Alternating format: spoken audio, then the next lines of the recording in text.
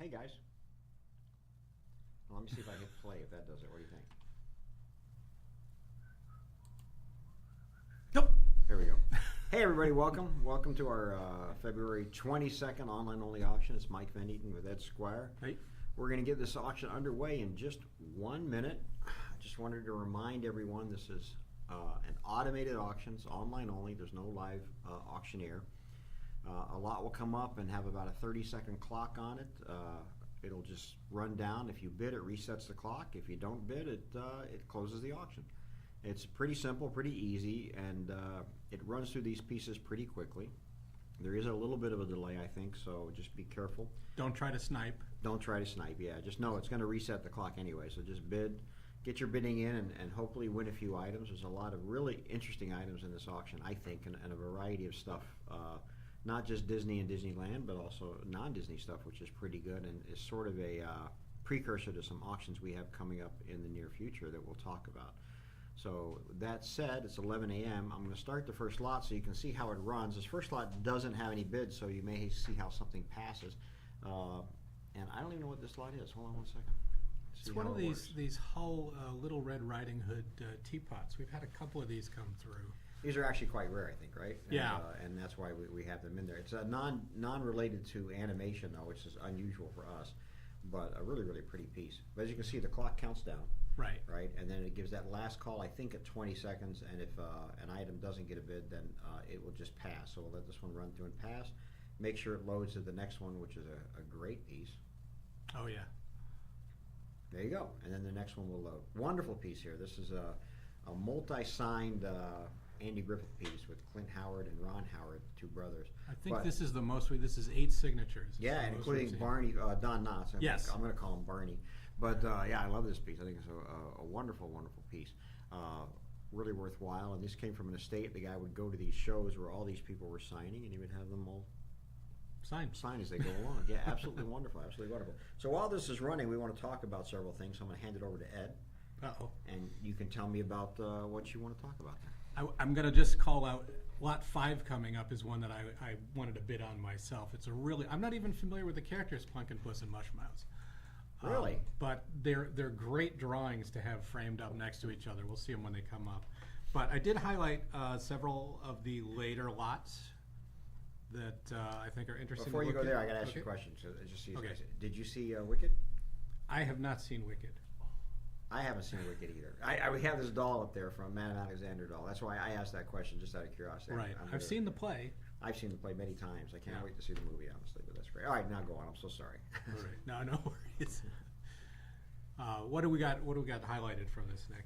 Let's see. Our first one is Lot 96 is a Mickey 60 years commemorative miniature lamppost. Oh, before you get in this, I just want to say we also have Nick the engineer here. So Hi. Hi. That's right.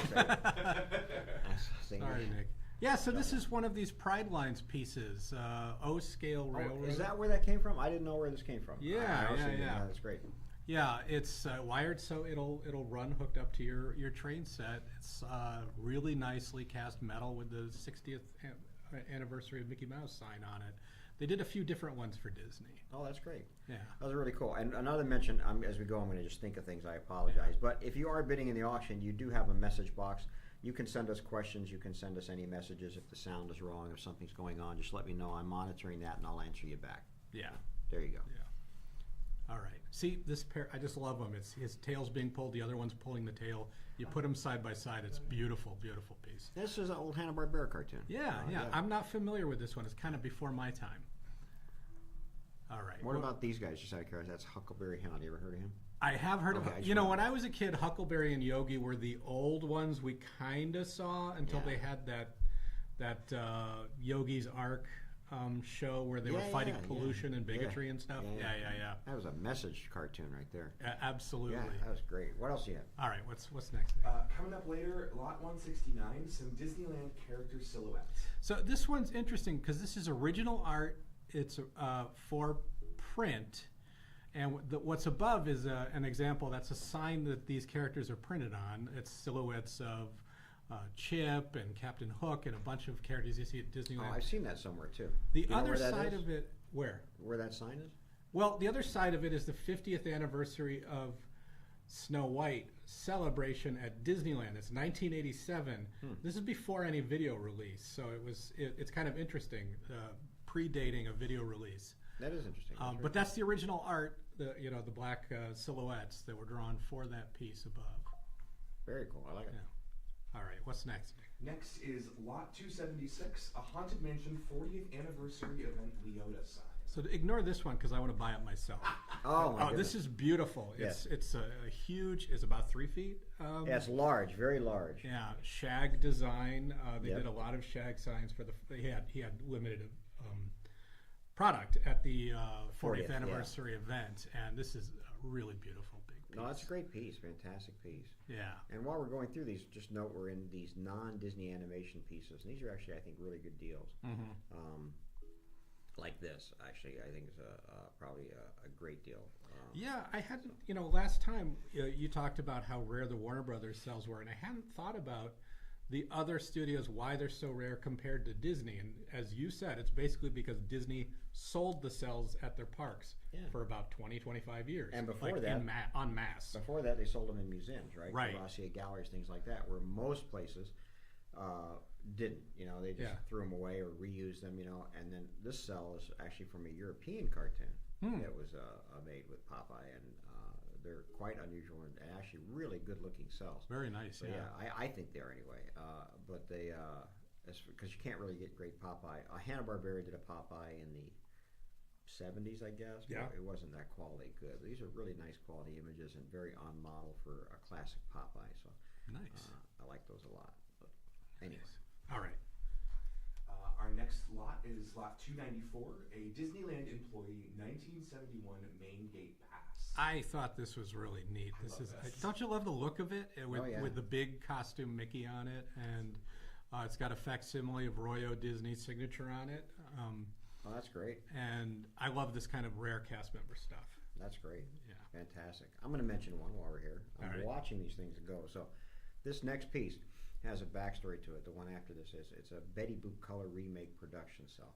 I don't know if you know what happened, but Betty Boop cartoons, Fleischer cartoons, all the old Warner Brother cartoons were black and white, right? And when color TV came, and I would say by the beginning of the 60s, everybody said, well, wait a minute, we can't have black and white things on color TV, right? This is like mid-60s, I would think. So they didn't have a way to colorize them. We didn't have computers at the time. We didn't have computers at the time. I'm joining for everybody. This is the piece right here. So they took the original films, sent the films to Korea, where they took each frame of the film, blew it up, retraced the animation, and hand-painted the animation, refilmed it in color. And that's what this is. That's why these are called color remake cells. Very, very unusual, and I think very cool. You'll never see a black-white Betty Boop cell. We've had in 30 years, we've had 4, so this is the next best thing to it. But I think they're really, really crazy good. Just to be pedantic, I'll say you won't see it outside of Roger Rabbit. Outside of Roger Rabbit, that's right. That's right. All right, now you can go on your next one. Okay. Our next one is Lot 342, so later on in the auction. A Walt Disney World SpectroMagic countertop display. So I picked this one because, countertop displays in general are kind of rare, and they're great pieces in your collection because they're small, they're key art display, and you usually have a shelf or countertop you can put them on. When you can't display these giant, if you can't put up many of these giant attraction posters, these are very rare. They're usually tossed away. I think they're less common than posters generally. Yeah, they're not thought of as anything to keep, I'm sure. It's just those are very cool. So they're really fun to come across. And then we got one last one. We do. We have one more, Lot 362. This is a Mystic Manor Albert the Monkey shirt and patches. So I just love Mystic Manor merchandise. It's being a Haunted Mansion guy, the Mystic Manor, which is a sort of a very different take on the Haunted Mansion. What is Mystic Manor? That is the Haunted Mansion in the Hong Kong Disney Park. Oh, okay. Yeah. And why would I have Albert the Monkey? Who is that? Well, oh boy, you're gonna. I'm just asking. I know. I'm trying to remember. I'm gonna get the story of the mansion wrong, but it's not quite a haunted house like the other parks. It's an old explorer's house, and Albert the Monkey was sort of your guide. I think he sort of replaces the Raven in the Haunted Mansion as sort of your guide.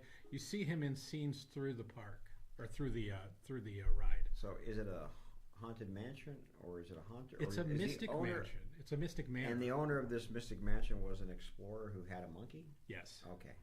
Yes. Makes perfect sense. That's as much as I remember. Makes And perfect sense to me. kids, if you want to learn more about Mystic Manor, go to your local Wikipedia page. Wow. That's what I'm doing right now. That's interesting and unusual. And if you guys out there have been to is this the Hong Kong park or Shanghai? Hong Kong. Not Hong Kong park, and you know more about, what was his name, the monkey? Albert. Albert the monkey. Albert the Let monkey. us know, man. I always like to know stuff. He's So- he's a little. We've had a few pieces for him come through, and he looks really close to Abu from Aladdin. Yeah, So it's easy to mistake him for Abu, but he's not Abu. and his name's Albert. His name is Albert. Well, supposedly, it's the manor house and private museum of Lord Henry Mystic, eccentric adventurer, explorer, and collector of art, and his faithful monkey friend, Albert. There you go. So it's Mystic Manor because his last name was Is Mystic. Mystic. I see. Wow. Yeah. Cool. So they don't have a true haunted mansion like. Right. Right. They just have Mystic changed Manor. the whole scope of it. Where Wow. Tokyo is almost Exact. It's a near exact Right. recreation of Florida's when it opened. They did a lot of different stuff for Mystic Manor. Completely different look from the outside. Kind of like how Paris is Phantom Manor, and it's Right. in Frontierland. Is Very, very different. Paris owned by Mr. Phantom? It is, yeah. Yeah, that was the No, guy. it's not. Does he have a monkey? I'm asking. I don't think there's a monkey in Paris. Llama? Is Well, it a yeah, llama? yeah. And yet, in the United States, it's not owned by someone named Mr. Haunted. I But know, it's it's still sort of haunted, you know weird. what I mean? Yeah, it just makes no sense. Yeah, it's inconsistent storytelling around the globe. I'm telling you, there's a problem. Oh, Disney, what do they know about telling stories? Yeah, exactly. They're way off on this stuff. Very cool. All right. Very cool. That's That- what we got. Oh, that's good. I mean, and I think there's a lot of cool other stuff in here that struck me. I like the ticket stubs, the small Yes. the ticket booth stubs, the Yeah. booth stubs. But when oddly, because I know I went to Disneyland with a kid, and I think they had those booths till when? Do you know? I think they were until the ticketing ended, like into the early 80s. That's what I thought, and I remember going to the park, but I just don't remember ever seeing those ticket booths ever. Some of them Yeah. are still there. Yeah, but I mean, I don't remember ever Yeah, walking up to buy like a ticket. walking up Maybe and buying. my parents did, and I stayed back. I don't know. I missed that part Yeah. of it, but I mean, But- late in the game, they were you would have your book, right, with so many e-tickets, and if you want to do one extra e-ticket ride, you'd go buy a ticket for a quarter, 75 cents, I think. Yeah, was yeah. the latest. I'll tell you something interesting. The ticket books make researching the timing of the main gate passes we have very difficult after about 1958. really, Because most of the sources you can find online, that admission is included in the ticket book. Like we can't. It's hard to see what the main gate admission was on its own, the actual price of it, because the ticket book says, "Oh, here's main gate and 5 rides, 10 right. attractions." Yeah, it's a $11.50 value or whatever it was. So it's very hard to find the exact ticket price year to year for getting in the park. that's the other thing I like in here. I think it's pretty cool is the e-tickets. We have a set of e-tickets. Yes. Like 6 or 8 e-tickets Yeah. that are from varying years, and you can see what's on the e-ticket and then off the e-ticket, Yes. or as things come on and go off. It's interesting. And I think- Mine Train's on there, and then of course Mine Train's closed. Something else is in there. and- Yeah, this one, it ranges through the 60s, I think into the early 70s, maybe even the 80s, but it's because the Haunted Mansion comes on, Pirates Yeah. comes on. Yeah, it's really neat to see. No, I think those are really unusual, and those I think would make a nice display. Yeah. And I'm watching Foghorn here, great sale that just sold. That was a nice one. This is another great one, Bugs and Yosemite. Again, we're starting to mix in some non-Disney, and I think part of this is, for me, is because of one of the auctions we have coming up.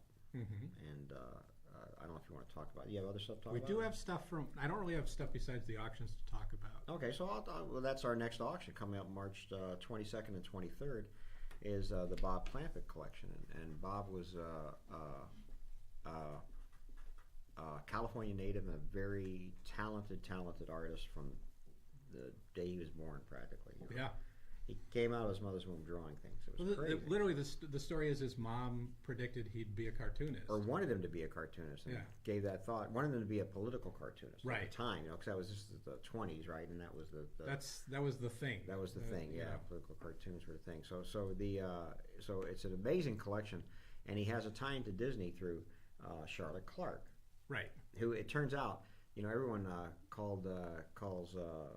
Clampett, Charlotte Clark's nephew, Oh yeah. but he's not. Oh no. Okay. No. Charlotte Clark was his dad and mother divorced. It was his dad's girlfriend. Really? Yes, never his aunt. Never heard that. Yes, Yeah. Okay. And so I have to go change some copy for the catalog. I already did. All right. Good. Yeah, I already changed it. Yeah, we took that. I found one place where it was, and so That's we took interesting, it but out. that's always been the story. 100%. Always been his aunt, right? Yep. Yeah. I think they didn't want to say that his parents were divorced or something. Maybe who knows? Well, That's just. That gets into when you're telling copy. It's like you can either tell this long story about the contracts between Schlesinger and Warner Brothers and Ising and stuff, or you just kind of say, and then they started making these cartoons. But here he goes. His father's girlfriend, creates the Mickey Mouse doll. Him and his father take it to Disney and say, "Look at this," and then they Disney says, "We love it. Start making them for us," and they start making them. It's very very amazing story behind that. So he's at the Disney studio, where he meets all these animators, and he wants to be an animator. And he goes to Walt and says, "I want to be an animator." And Walt says, "I'm more than willing to make you an animator, but I don't." This is like 1931, right? Yeah. He says, "I don't need any animators right now. They haven't started Snow White." The beginning of Snow White, which was like 36, was their big expansion of animators and things like that. So he says, I don't need anybody, but if you just hang on, and you got to keep in mind, he's 17 years old, this kid. He says, if you just hold on, I'll make you a Disney animator.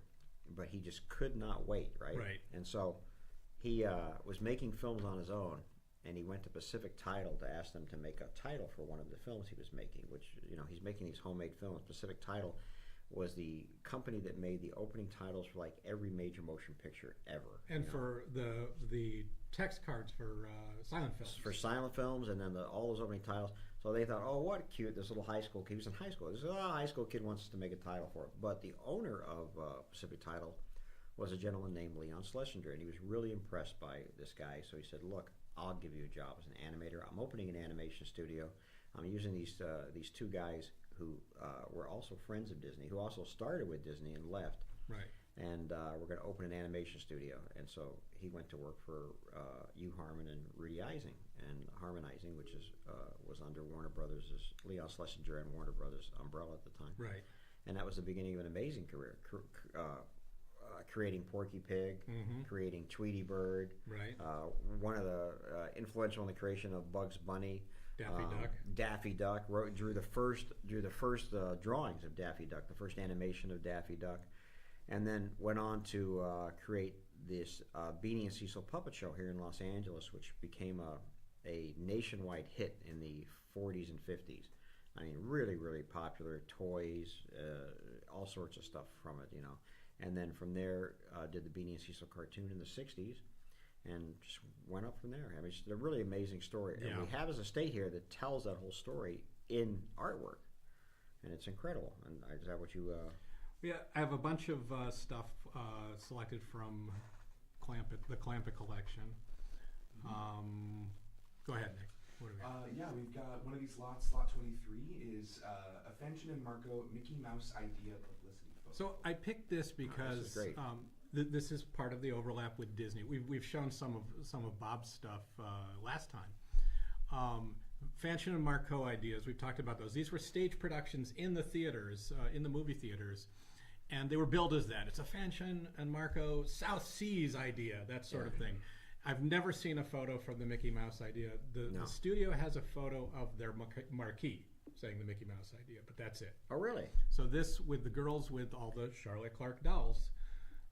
It's pretty neat to see. Yeah, so the idea of this, and by the way, while we're talking, when I see something come up, I'm just going to interject something about it because there's a few pieces coming up I really like. But anyway, the idea was, and I had to go back and look at this. So we're used to going to movies nowadays, where you buy a ticket, you go in, and you go to a multiplex. There's 30 movies to choose from, right? Right. But back in this day when movies were new, just like a Broadway show almost, a movie would come to a specific theater and stay there for months, a year, just like a Broadway show, Right. And it wasn't just, and they didn't. I don't think they had trailers necessarily then, coming soon kind of thing. Yeah. So it wasn't necessarily that. You would come in, and you were there to see a show that the movie was a part of.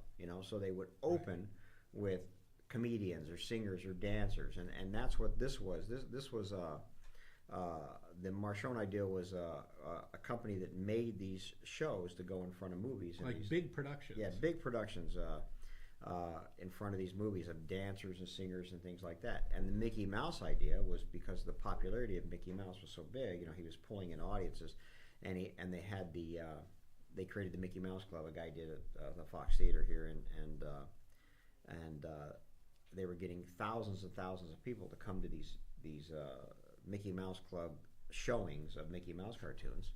They came up with this pre-show, Right. which was dancing girls and Mickey Mouse dolls, and they had costume Mickey Mouses and things like that. It was just Yeah. incredible stories behind it. And when you went to a movie back then, it was a production, 100%, pretty amazing. So. Right. This next one, I know this is a fun one we've talked about. Oh, by the way, this is one of my favorite Warner Brother characters. Always has Of course, been. Michigan J. And he's only in one cartoon. Yeah. I mean, they made a sequel in the '90s, but this one cartoon Yeah. with no dialogue.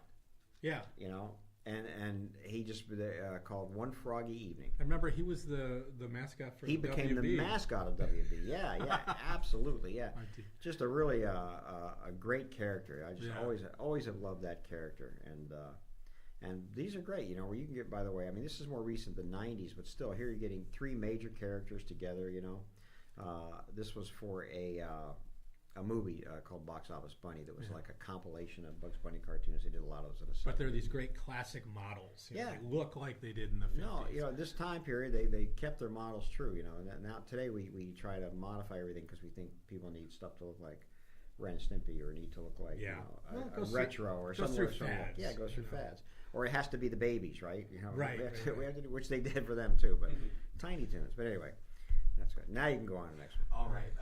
For the Bob Clampett collection, lot 42, a pair of photo booth photos featuring Walt Disney and Carl Stalling.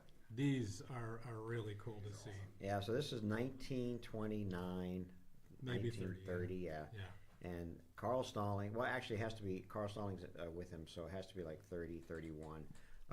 Stalling, who composed a ton of the early Mickey Mouse cartoon music. Yeah. The Silly Symphonies yeah. from the start. Yeah. Jack Lowry is the short guy. He was the sound man, you know. Oh, yeah? Yeah, he's like a really, groundbreaking sound guy because remember, sound had just come out. And of course, Walt, and these guys go to New York for a screening of some of the Mickey Mouse cartoons, and they stop at a photo booth and go in and just take these pictures. And you're seeing Walt Disney as a person, not the man. He's not posed, he's got a great look on his face. It's just so great. I mean, it's so unusual and just wonderful piece. It's a beautiful young, candid photo of Walt, just being himself. Yeah, you just don't see that stuff. And these are coming from Carl Stalling, the other man in the picture there. They came from his estate. And while we're here, again, here's another great piece.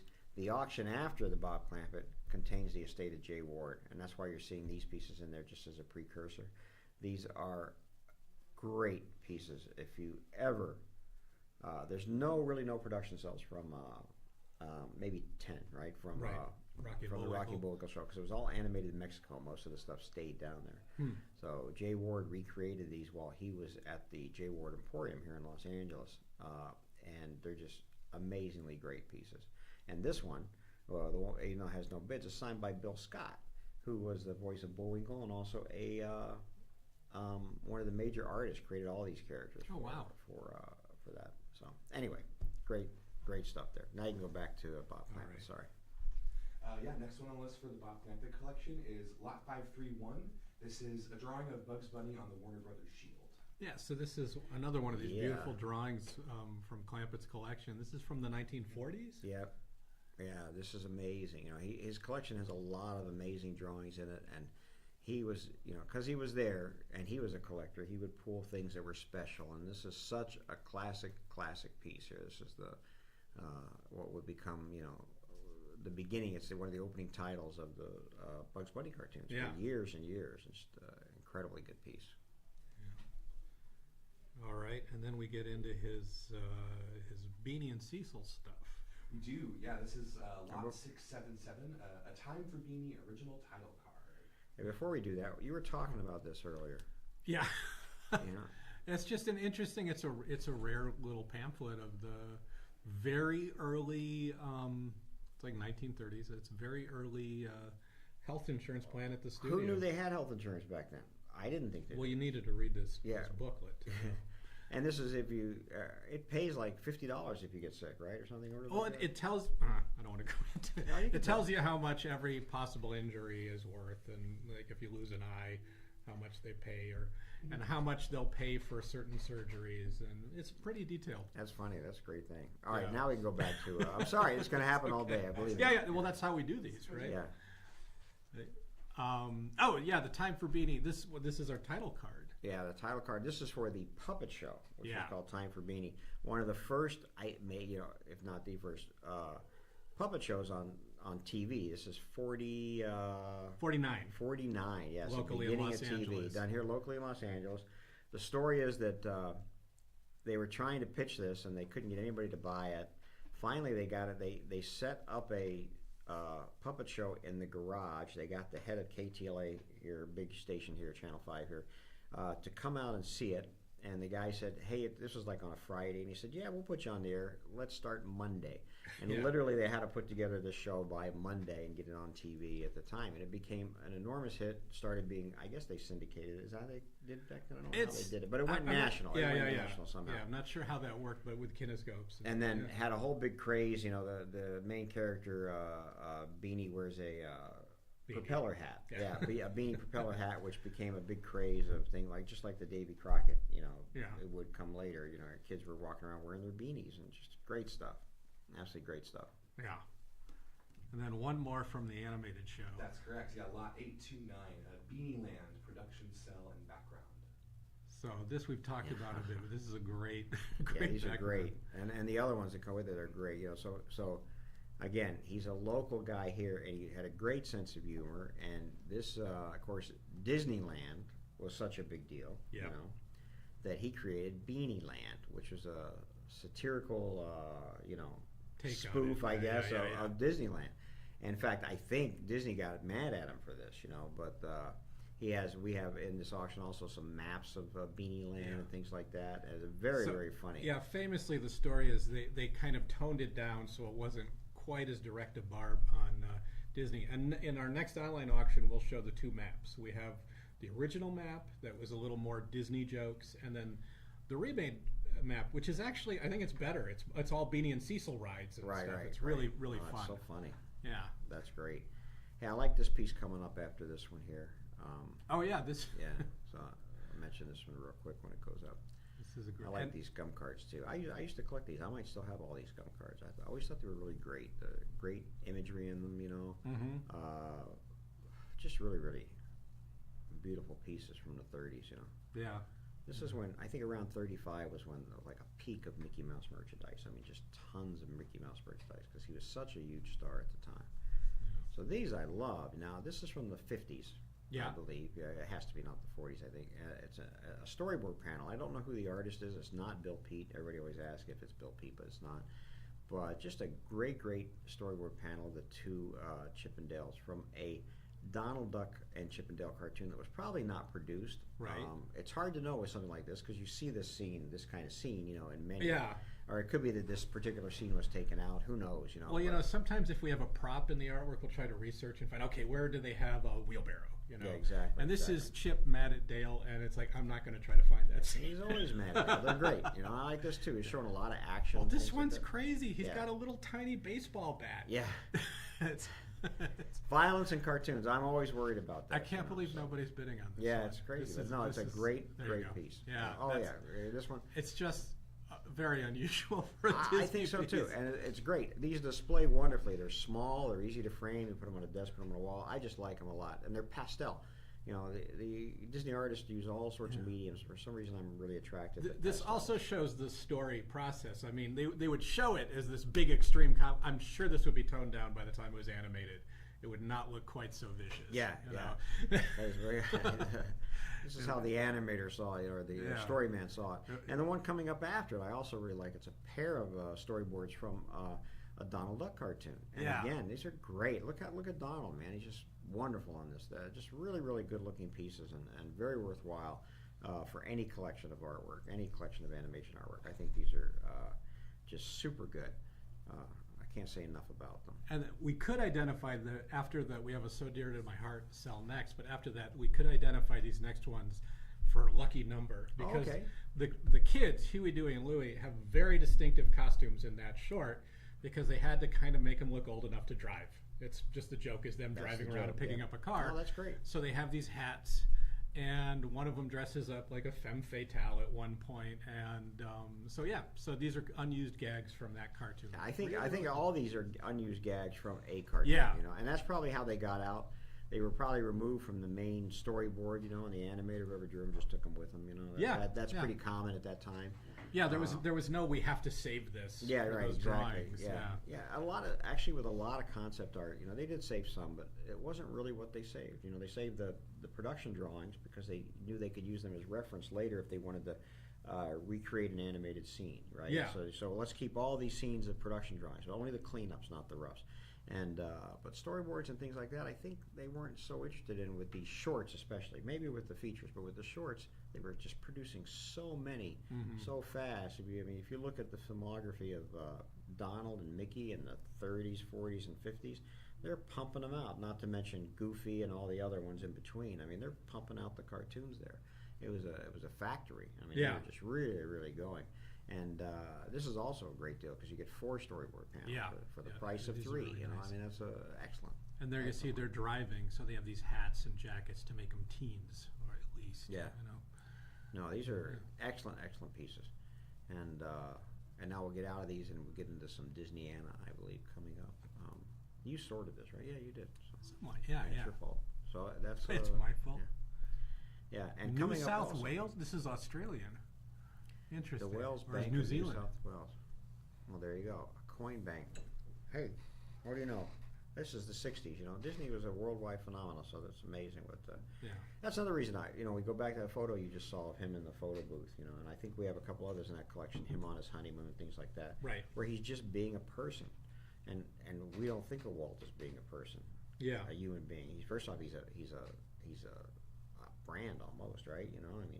He's one of the biggest brands. Yeah, sure. But the way we know Walt is in a suit and tie in his office, standing by his desk, right, telling us about a cartoon or just a photo. The image he chose to present on TV to represent the company and its art. Yeah. Yeah, it's pretty incredible. But we forget that he's just a regular guy who really enjoyed polo in the 30s. Trains, loved trains. Sort of probably he was a geek a little bit, Yeah. So that, but and then he and making miniatures. He would make miniatures in his spare time. Today he'd be sitting in his home on the internet, probably playing D&D, and that would be, wouldn't that be funny? Collecting Star Wars figures. Critical hit. Yeah, I could see the whole thing coming down right now. But and he would go on. We had pictures years ago of him on a camping trip that were great. Right. Where he's waking up in a sleeping bag or having a cup of coffee and just casual Walt Disney, the man, not the brand. Yeah. And that's what's cool about those photos. And a lot of those photos we have in that setup. That's what's cool about a lot of them. So I think those are fantastic.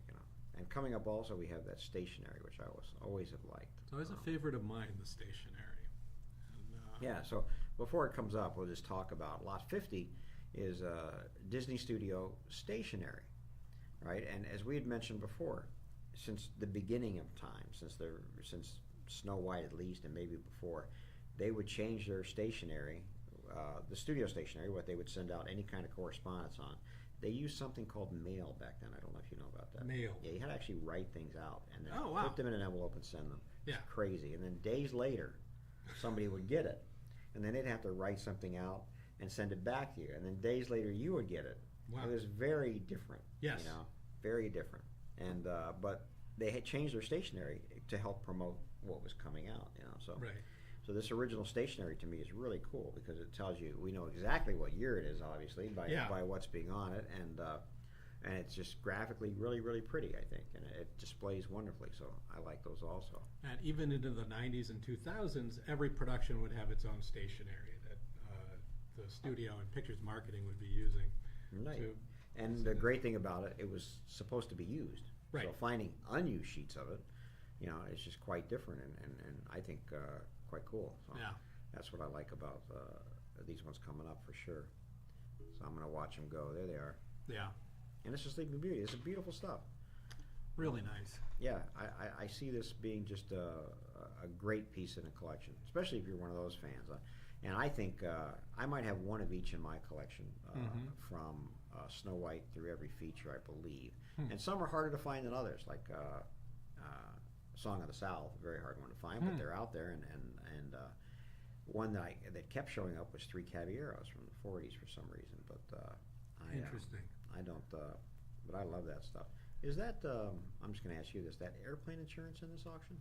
Airplane insurance? Or is that in a different auction? I don't think that came across my desk. Okay. Yeah.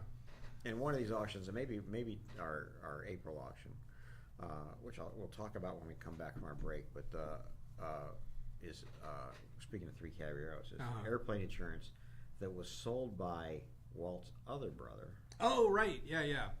To employees before they would take a trip. You know, Yeah. He had an insurance company, so he would sell Disney insurance. It was very, very cool. That used to be a trope. It was about like buying insurance in the airport. Remember, Yeah, like you would absolutely, buy $1 million. Yeah, insurance you'd buy before you went on a travel. flight. No, this was like travel life insurance, in case that Yeah, plane yeah, crashed and stuff like that. So I think that's very, very cool stuff. That was in one of the, it might be one of Frank and Ollie's books, talking about the brothers and how he would sell insurance to the animators Yeah, at the studio. so on the way to until they South America, they all. But then they figured out that Walt didn't care if they bought his insurance or not. So. Yeah, that's funny. Hey, so this if you're bidding on this is still a great deal, I think, for this stationery. Really, really great stuff. Again, it doesn't come up too often, and we don't have a lot here, so I really like it. I wonder if it's rarer when you get into the years where they had more productions going on.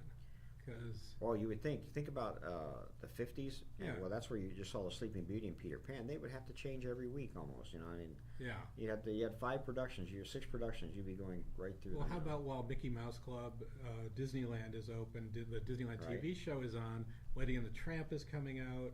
And You have Disneyland, Davy Crockett. well, Disneyland has whole another setup stationery. True. Yeah. So for Disneyland, where they would have the whatever celebrations were going on and things like that. And the TV series Davy Crockett. You're right. Yeah, they had to run through just tons of it. Depending on what division you're in, because again, that would be the TV division probably. Right. So everything was a little bit different and a little bit off. So look, it's 11:35 for us. So let's take a quick break. And we'll come back. We have another auction I want to talk about, and we'll go from there. So you guys keep bidding, and we'll talk to you in just a little bit.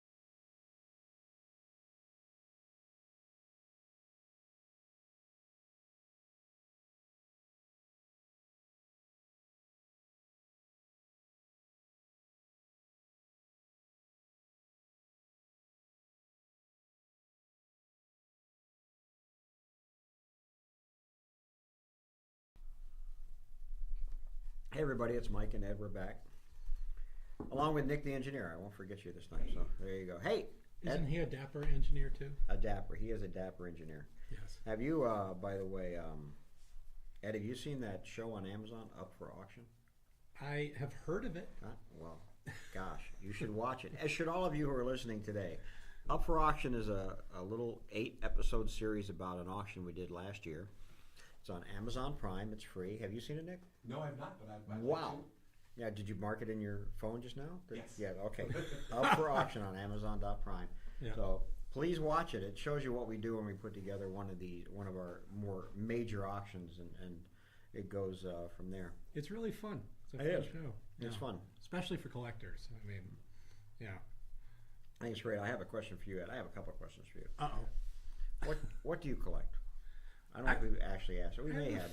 There's a few different things I collect. I've collected different things through my life.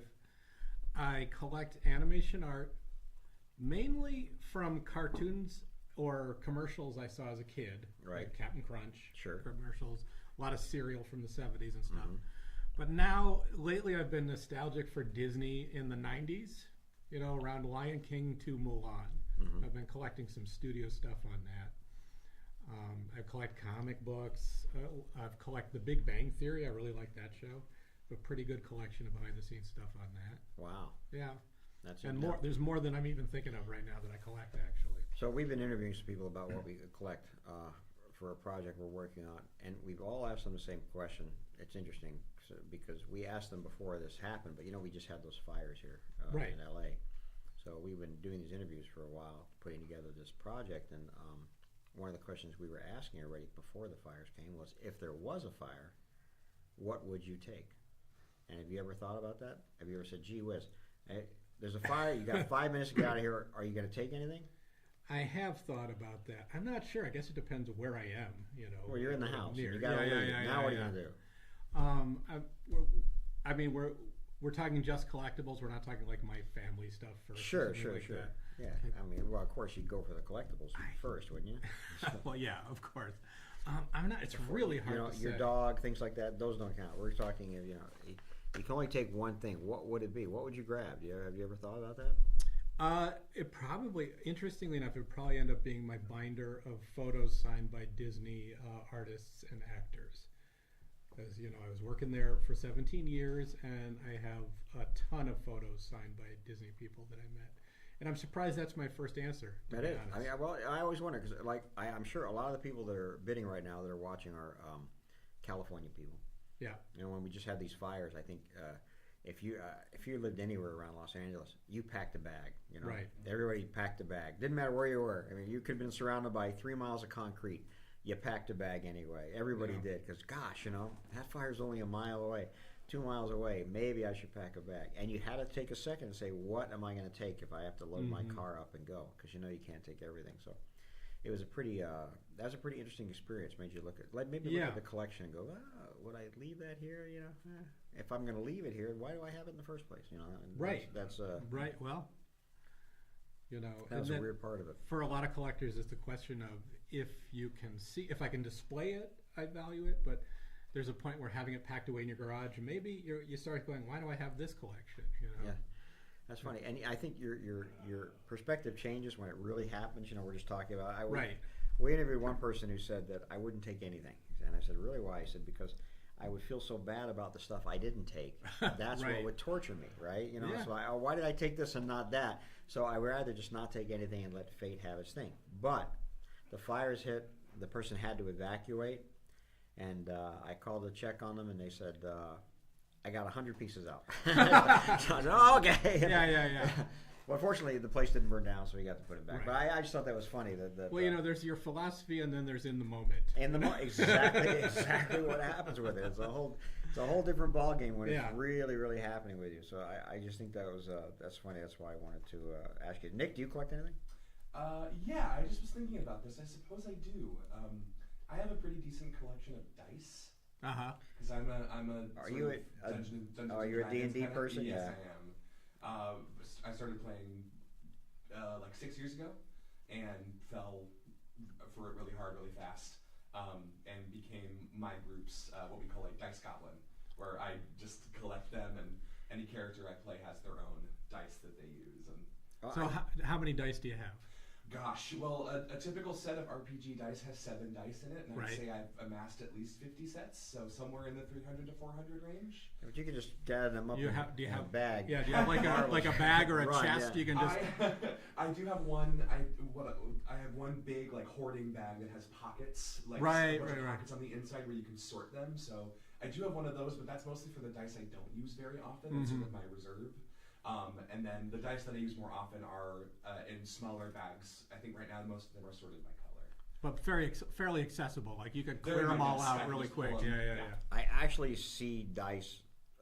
It could become a collectible, at Yeah. some point, if for that because the game is so popular, D&D Yeah. and those role playing games, which have been around since 80, 70s. 70s, 70s, right? yeah. Yeah. But I think their popularity is much more now, and probably because of the internet. Yeah. Because you can now you don't have to get together to play these games. You can sit on a computer at your house while your friends are all at their houses, and you can play the game and have it up on the computer, the map or whatever you want, and somebody can be the dungeon master. I know this because my kid plays the game, and he Right. also has tons of dice, and so There are early. There is like a home set of dice. It's like the first set of Dungeons and Dragons dice. Am I right? Yep. I have a set of them. I'll bring them in next time. well, And- I had that yeah. game that Yeah. I found on my thing that had a thing in there you had to send out to Yeah. get the dice. That right? was really interesting because I learned this when you showed me that.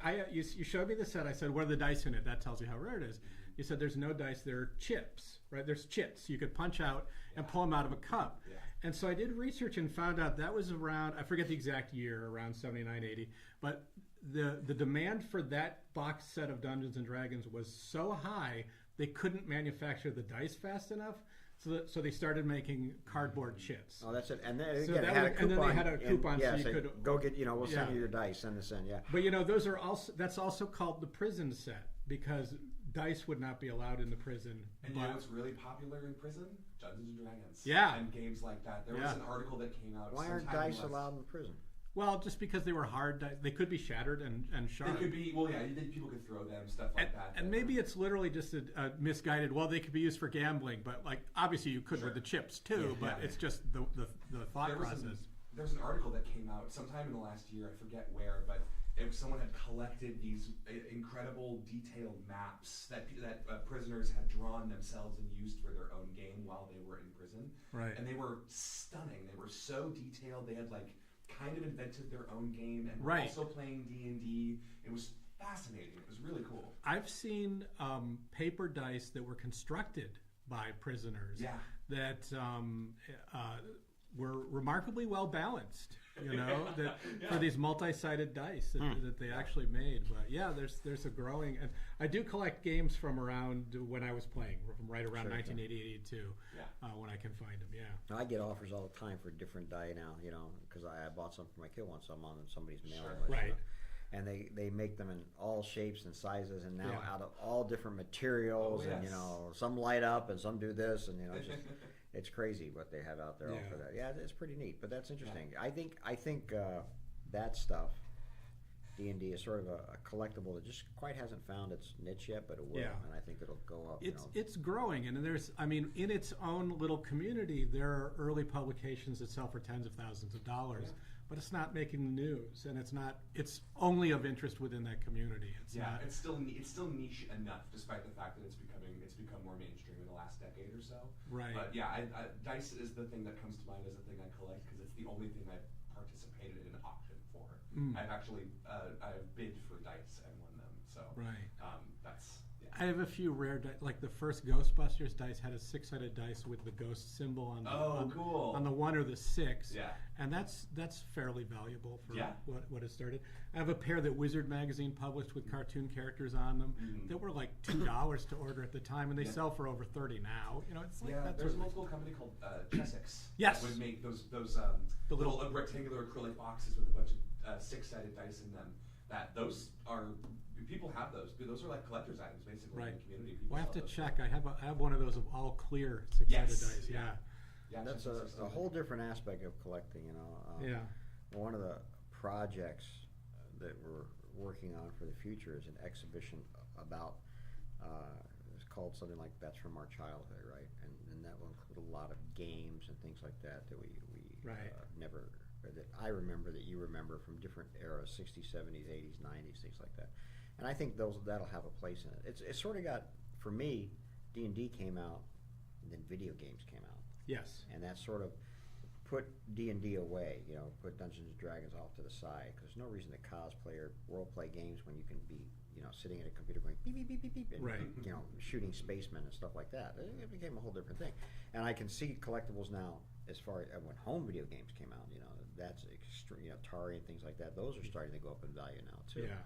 So, you would think that D&D would go along with it, but... Well, I think a larger portion of people in the entertainment industry played Dungeons and Dragons when they were kids. I think a large portion play it now. True. True. I see a very large portion of it playing now. If you go on YouTube, again, because my kid plays so much, I see all these people Live actually play videos. playing their games, and then they're very elaborate, Yeah. and they're very acting out all their voices and all their parts, And one of the guys, all of a sudden, he's the announcer on the Jimmy Kimmel Show.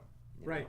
Yes. Yeah, and I'm going, hey, I just saw that guy in a video, it was just crazy, yeah, but there's a lot of people, I know a lot of people, that are playing that game now. Yeah. That makes it very interesting, so. There's one of the most popular live play shows that's out there for D&D is comprised of a cast made of completely professional video game and anime voice actors. Yeah. That was their primary trade, and they were playing a home game, and we're like, what if this was streamed, and they started live streaming it, and now 10 years later it's become this I think I know exactly that group. Vox Again, I've seen Machina. these, That got turned into an animated series on Yes, Amazon. Yes, Amazon. absolutely, yeah. Yeah. And they did the D&D movie recently, that was, Yeah.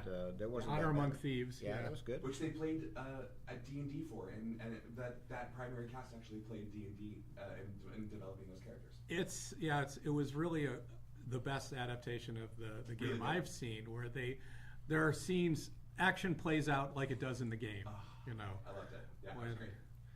It's just interesting because I think D&D is not for everybody. Right. I'm sure the people listening going, what? But and this is probably the strength of other things. Mario Brothers is for everybody. We Right. can all play Mario Brothers. You don't have to be good at things Sure. like that. But D&D takes this whole different imagination and acting and creating that a lot of us don't do. Yeah. And that's the difference in it. It's a very different game. Now, I think games like Minecraft, things Mhm. like that, are becoming these creative games also. Where you can go online and play and have these worlds, that you're Yeah. creating, and I think that's why they're so popular. But we'll see what happens. And Disney kind of butts up into these worlds in Kingdom Hearts in the Yeah, video Sure. games. I remember when that came out, and Yeah. I was playing that game, and I sort of thought it died, but it didn't. No, it it's did actually not. got a gigantic following. There's so many of them. Yeah, Yeah. crazy. And that game has evolved. That's the other thing. The Yeah. game's evolved into something really impressive and really And- amazing. I remember reading that game grew out of it. It was literally the video game company and Disney Store Japan were in the same office building, and two people ran into each other in the elevator and got talking, and that was the start of Kingdom Hearts. Yeah. What if Mickey Mouse and Sephiroth just hung out together? Well, let's try let's it. see what goes on. And now Yeah. it's this phenomenon. Yeah. And that was back when, what was groundbreaking about that was, we've talked about this before, when they started to go from everything has to be on model, this thing, into different versions are allowed. And certainly different versions of Mickey Mouse and Donald Duck as these video game heroes Sure. appear in that game. That was so cool. For the longest time. In fact, so we're auctioning off some Disney classic stuff here. Yes. And for the longest time when these Disney classics came out, because I knew a lot of the artists that worked on it and things like that, everything had to be perfectly on model. Everything Right. had to go through an approval process of other artists and other people who would go, well, his eye should be a little rounder. This should be a little this. This is the nose is this way. But what's happened, in fact, it's happened not only in the video games, but in animation and things like that across the board now. Now they're much more free Yes. to adapt that look into something else. I think these have to be on model because they're That's the strength of that line and that brand is it's not going to be it's the Walt somebody's Disney interpretation. classics. It's the classics, and they need to be exactly as they appeared on the screen. And they're beautiful. I was just They looking are at them in the gallery here. They're Yeah, oh no, they're great. They're great, Yeah. and every one of them would have these title card. We're selling these title scrolls that would go with them. But these are all, I think, mainly for the early ones that they did. There's a couple for Toy Story. Yeah. But yeah, I mean they're from the '90s, I think. Yeah. Yeah, but they're still. If you have the collection, or even if you have one piece from the collection, these title scrolls are just beautiful to put with them and put in Right. front of it, and I think that's why people are bidding on them. You know, I mean, Yeah. they're really nice pieces for display and things like that. I mean, not everything is a collectible, but everything can surely help to make a collectible display. You know, and that's part of what we collect. I think is every little piece of it. I literally considered collecting just these scrolls at one point. Did you really? Yeah. Well, you know, like this one. Look, this one. See, they got more elaborate later. really Like, this nice one's a little piece. bit later, right? Yeah. And you've got this whole scene on the scroll, right? Yeah. Where most of them are I think, recreations of the opening titles or modified creations of the opening titles. I guess. I don't know that that is right there with the jungle behind it. Looks a little interpretive there. Yeah. So, but that's still, yeah, a cool piece. Yeah, I think. I don't know that I don't know anybody who collects just the titles. You know? No. I think you have to have the sculptures too. But that'd be a great entry level collecting thing right there for sure, you know. Yeah, Aristocats is one of my favorite. That's Yeah. my childhood. I think. That's adapted from the title sequence with all the just the black line versions of yeah, the characters running around while Maurice Chevalier. Yeah, no, sings they the did a great tune. job on this line, and it was so popular for a while, for many years actually, and then finally they sold it off to UNESCO, Yeah. who still makes a ton of Disney stuff, you know, Jim Shores and all that kind of stuff like that. Yeah. But this line itself, I think, I guess they've stopped. I think they stopped around Rapunzel, I believe, and I can only tell you dates by the name of cartoons. So Yeah. Yeah. that's, Yeah, hey. those are a little tricky to track down exact dates for unless we find a premiere event right. date. It's yeah, there isn't a really clean chronology of when the Walt Disney Classics pieces came out. That's pretty funny. Your commemorative miniature lamppost is coming up from Yes. Pride Lines. Which that's another thing. Pride Lines made all those trains. You know, it was Lionel and it was making trains in the 30s, 40s, 50s, and then Right. Pride Lines did this whole commemorative set of trains and anniversaries and things like that. It's got a bid, so there you go. Well, this is interesting. We're talking about collecting and geeks and stuff, and for the longest time, model train collectors was the what would you call the signal flag of this kind of geek I mean, mentality. having that model train in the basement, right? As well as in the 50s and 60s, a beanie was shorthand in a cartoon for a geek. Oh, that's funny. You know, Yeah. the propeller beanie. If you look up propeller beanies on Wikipedia, it talks about them specifically. And, That's yeah. right. The fascination for trains was Walt Disney's era, for sure, Yeah, because trains were your mode of transportation. yeah, Right? Airplanes didn't come, commercial airplanes, till maybe the 30s, late 30s, 40s, right? I guess they were there, but didn't really become huge till jet technology, I think, and things Yeah. like that. But the trains were a way we got around, and people were fascinated by trains. And miniature trains, I remember as a kid going over to people's houses who in their basement would have these giant, elaborate, setups Yeah. of mountains and bridges and things like that with trains going in all different directions. And it was cool as heck. I mean, I loved Yeah. it as a kid, but we don't see a lot of that nowadays. And locally here, I don't see a lot of people train stores anymore. yeah. you know? I there used to be a big one down on Sepulveda near the airport. Yes, there was on Yeah. Washington, Sepulveda and Washington. Yeah, Yeah, that was huge, and you'd go in. They were impressive. I know there's still some around. There might still be one in Pasadena. Yeah, it's But- become a very, very limited collectible because we get offered trains all the time, and unless it's a Disney train, Or Harry Potter. yeah, I just don't know that I can do Yeah. anything with it. Yeah, it's yeah, a yeah. very, very, very tough one to figure out sometimes, and I always wonder about that. But you also collect Star Wars, Yes, which yes, you didn't I mention. do. Star Wars figures. Yeah, I have the original 12 figures from when I was a kid. The first 12 Star Wars figures that came out. Not the ones you had when you were a kid, though. I do. Oh, the actual ones you have. I have the actual ones I had when I was a kid. The first four are the first four from the early bird mail away, which we've talked about before. Right. The first Christmas after Star Wars, they weren't ready to make action figures, so they sold a big envelope that said, we promise we'll send you Luke, Leia, soon as we make R2D2, 'em, and Chewbacca as soon as we make them. So I have those 4. I never got them on cards, and yeah. Well, it's funny. So there's a few things, a few pop culture iconic kind of things like Star Wars that when it was made, nobody expected it to do anything. Right. So the merchandise wasn't ready and wasn't available. It was only after it had gotten into the theaters, right? And they went, oh, we better start to get going on this. And Star Wars is a perfect example of one where they just had no clue it was going to be what it was. I have a good Disney example. Toy Story. Really? You know what I was going to say? What? Nightmare Before Christmas. Nightmare Before. Yes, that's another good one. Yeah. Yeah. Where they had no clue. Both of those, they have no clue to the just how strong the demand was going to be for stuff from. Remember Toy Story? They pitched the toys around and nobody big picked it up. And this little company called Thinkways bought the license to Toy Story. They put out the fairly screen accurate Buzz Lightyear and Woody, and they couldn't sell enough of them. And Thinkways ended up being bought by Hasbro or Mattel, one of those. One of the ones that had passed on their license. So that made that company. Nightmare Before Christmas was the same. There was very little licensing at the time. Kind of the opposite of, let's use Pinocchio as an example. After the success of Snow White, when they were working on Pinocchio and when it was coming up, they were manufacturing. Excuse me. We know there's stuff that is dated 1939 that was available for Christmas shortly before the movie came out.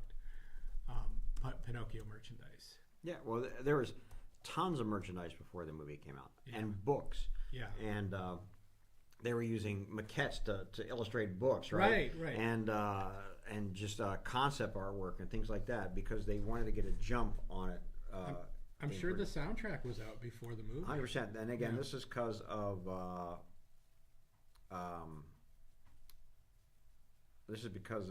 Kay Kamen. Kay Kamen. Yeah. Who was this amazing merchandiser and businessman. So he was able to do that and get those going. And because those cartoons took so much pre-production work, and because they took so long to film, they'd have a lot of pre-stuff already ready to go that they could use to make merchandise. Right. Board games, whatever they want to do. They've already got the artwork they need. They've already got everything. The characters are already designed. Let's go ahead and get this out. Because I think you can find merchandise dated 1939 for a Pinocchio movie that came out in 1940. Yeah. So, and I think that's a pretty amazing thing. We don't see that anymore. We don't ever see that actually. Even if they're loading up merchandise for a Marvel X-Men movie, it doesn't come out till the movie comes out. Which is an interesting thought actually. So. And once in a while, mostly in modern times here, we see an example where they expect a movie to do huge. And then nobody really buys much of the toys. And that happens quite a bit. I can't think, to be fair, I can't think of a title. And they get discounted, but we know it happened. I can't think of one either. I have to think Well, I'll name Disney's Wish. I know that I see a lot of Wish merchandise out there, and I never watched the movie. I never finished it. Wow. It is. I can't say it struck me as one of the best of Disney animated Sadly, films. I can't even tell you what that movie's about.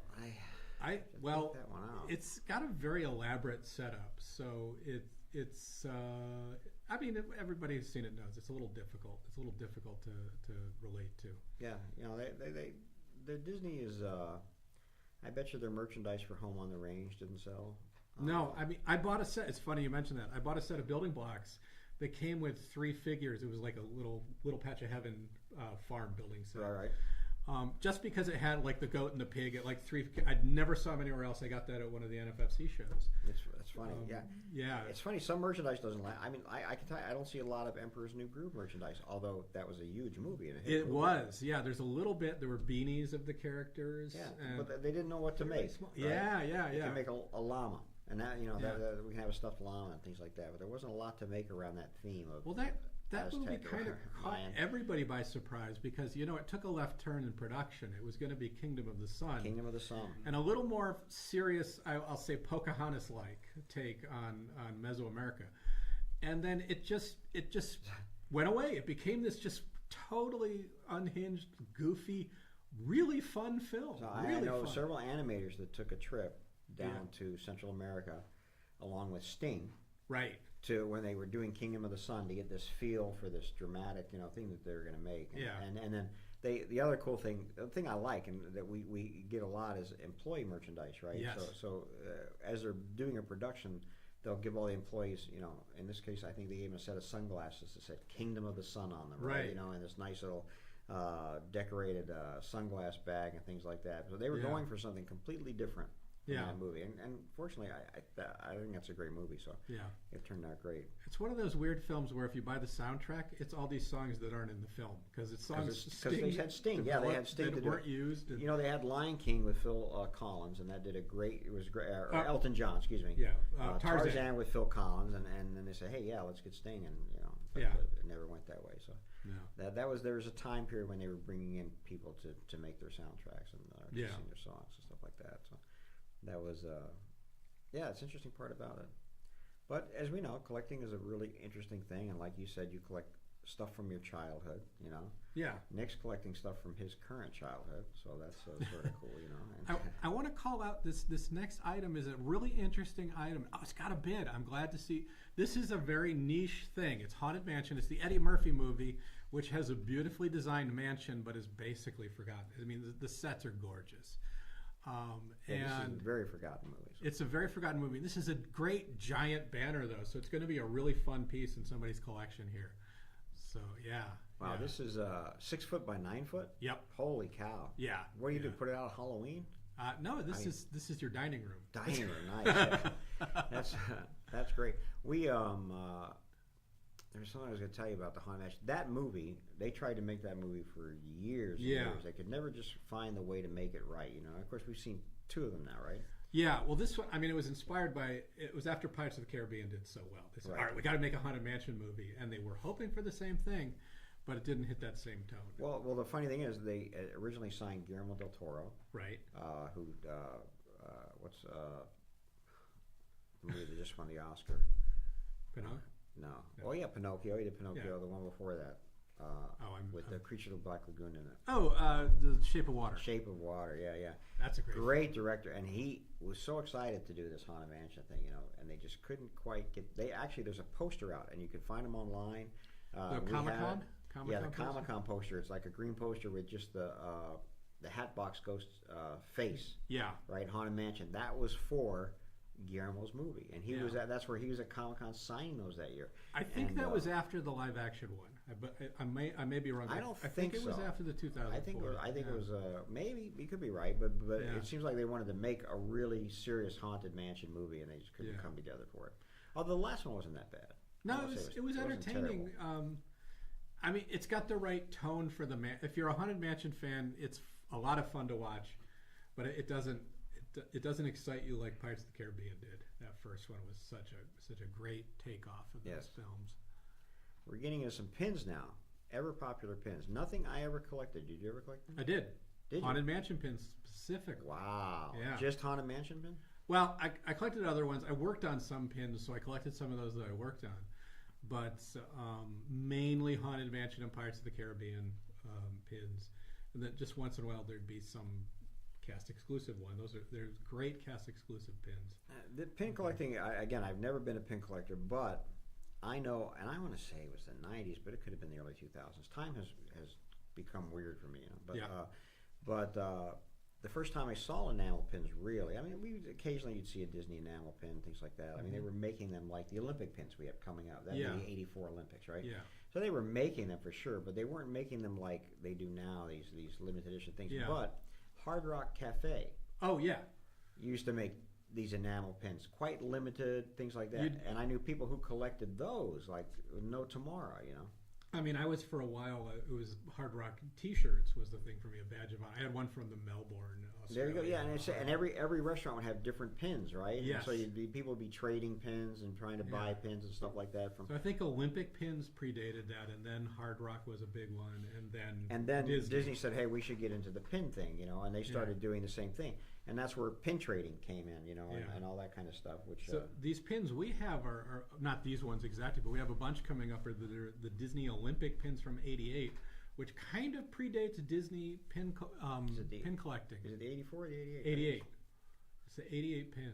Where was the '88 Olympics? I'm not sure. Tokyo.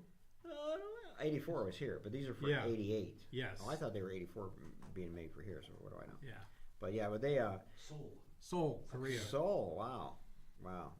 And they were marketing those pin sets. Usually they had a sponsor though for them, like Coke or something Yeah. like that. It was some of them. These don't, I don't think, right? They don't have a sponsor. Yeah. They're Disney and they're sports specific pins. Yeah, A but lot these of them. pins, like I can't imagine the ones that are up right now. 250 in the edition, right? Yeah. That seems like such a small edition. Why do such a small edition? I mean, it makes them, I'm sure, quite hard to find. It is.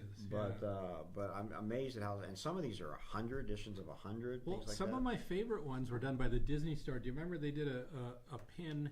It was Mickey Mouse standing with a star, which had the flag of the state of that Disney store. So it's just No. like California, and it would say California on the bottom. And some of those, they're not limited edition. Now, California had a lot of Disney stores, so it's not an uncommon pin. Hawaii had one Disney store at the time, so they only made 75 of them. Wow. And that's not announced as a But that- limited edition. That seems like such a low amount. Yeah. Even in Hawaii, they I must know. have more than 75 You'd think customers, Hawaii would be right? more. I mean, there were some Canadian province stores. I think Manitoba had one store at the time.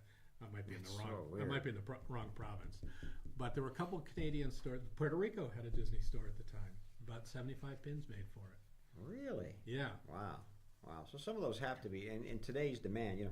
Every price is all about demand, right? Right. And rarity. So I would think that those are quite in demand for pin collectors. I don't know. I mean, It's tricky because there's rarity, but then also people have to know they want it. You know what I mean? They have to know that it exists. that exists. to- Well, that was harder before the internet. Now True. we can find that everything exists. So I mean that's a crazy part of it.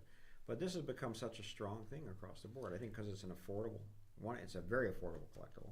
This is a really nice piece here. Oh yeah, these are unusual, aren't they? I hadn't seen this before. It's clearly from 2004. It's that 10th anniversary of Nightmare Before Christmas line of. And this is NECA, who I think Yeah. had the Japan rights later. It started Yeah. with June Planning was one of the early Yeah. guys doing Nightmare stuff when the movie became a success. Again, So- this is one where merchandise just wasn't around at the beginning. So this lamp is complete. It's like when it's lit, it's like a soft glow. It looks like a moon, basically. The bulb there on top of the pillar with Jack. Right. Hadn't seen this before. No, and we just happened. This came from we have the Fantasies Come True merchandise here, Right. who had a Disneyana store for 50 years. So and we're finding this stuff as part of their old stock, and yeah, no, I thought it was pretty cool and unusual. And of course, it's not going to give you enough light to read. It's more decorative than anything else, but Yeah. it's a cool decoration for And sure. that's another thing I find kind of fun to seek out is this merchandise that was very low run. Not Sure. specifically made as a limited edition, but there's just not a lot of them out there.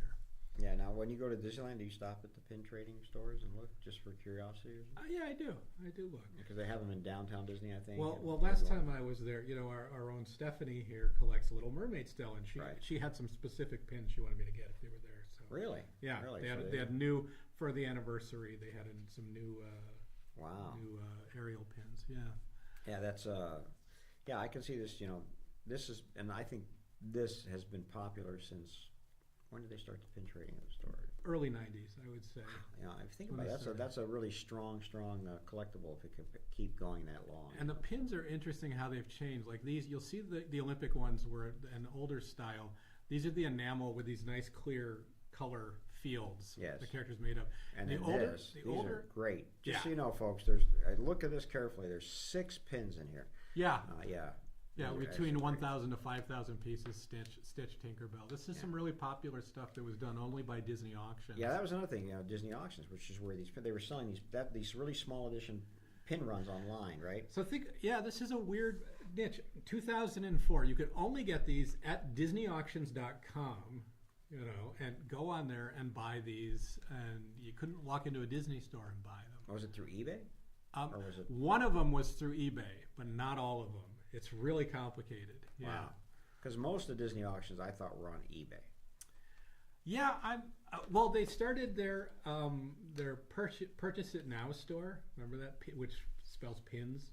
They started making these pins that they only sold direct. You weren't bidding against other people for them. They put out 250 First for come, first served. $80 a piece. Yeah, Right. Yeah.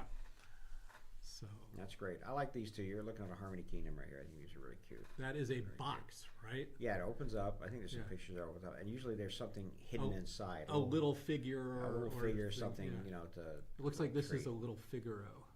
Yeah. Oh yeah, that's yeah. cute. You got a figure on there. That's very cute. Very, very cute. Back to the pins Yeah, again. here's a limited edition 500. So before these enamel pins, they're kind of a pin that have a clear gloss kind of over them. Right, that's what the Olympic pins are like, right? Yeah. It's almost like I don't want to call it lucite. It's not enamel, but It's what it feels like. It's like a lucite. it's like a almost- lucite, and it yeah. yellows a little bit. Yeah. They're typically yellow now. I mean, and Sure. like I think we have. Let's say we have 40 of them in this auction. I think there are 3 that are white. The color is white, and that's normal. And they'll be yellow someday. Yeah, You know, it's probably. just normal Yeah. for the pins Yeah, to, yeah, to yeah. go to that. Yeah. But that's interesting. Yeah, it's a whole different kind of pin. They're covered in this plastic cover. Just Yeah. Basically. Yeah. It's more like being encased in lucite, I think. Yeah. Yeah, very very much so. Yeah. It's a weird. They're a lighter metal construction to them too. Yeah. So that lucite was to protect them, where these are pretty solid. Yeah. No, these are really beautiful, and you know, I'm sure the technology makes them easy for them to make, and I mean, they got into making these. We had, I think, in the last auction, we had a Walt pin. It's Walt on Main Street with Mickey Mouse, with Walt was giving Mickey Mouse a popcorn box, and it was so heavy it came with its own easel to display. Like it would weigh like a pound and a half if you were wearing yeah, it. who would wear it? That's the question. It becomes a very, very different different kind of collectible. Wow. And we have a snow globe coming up. I don't think it has any bids, but that was another collectible that was really big. I don't know if it still is, where they were just producing elaborate snow globes. They in the 90s Disney stores. I remember them saying they could not produce enough snow globes.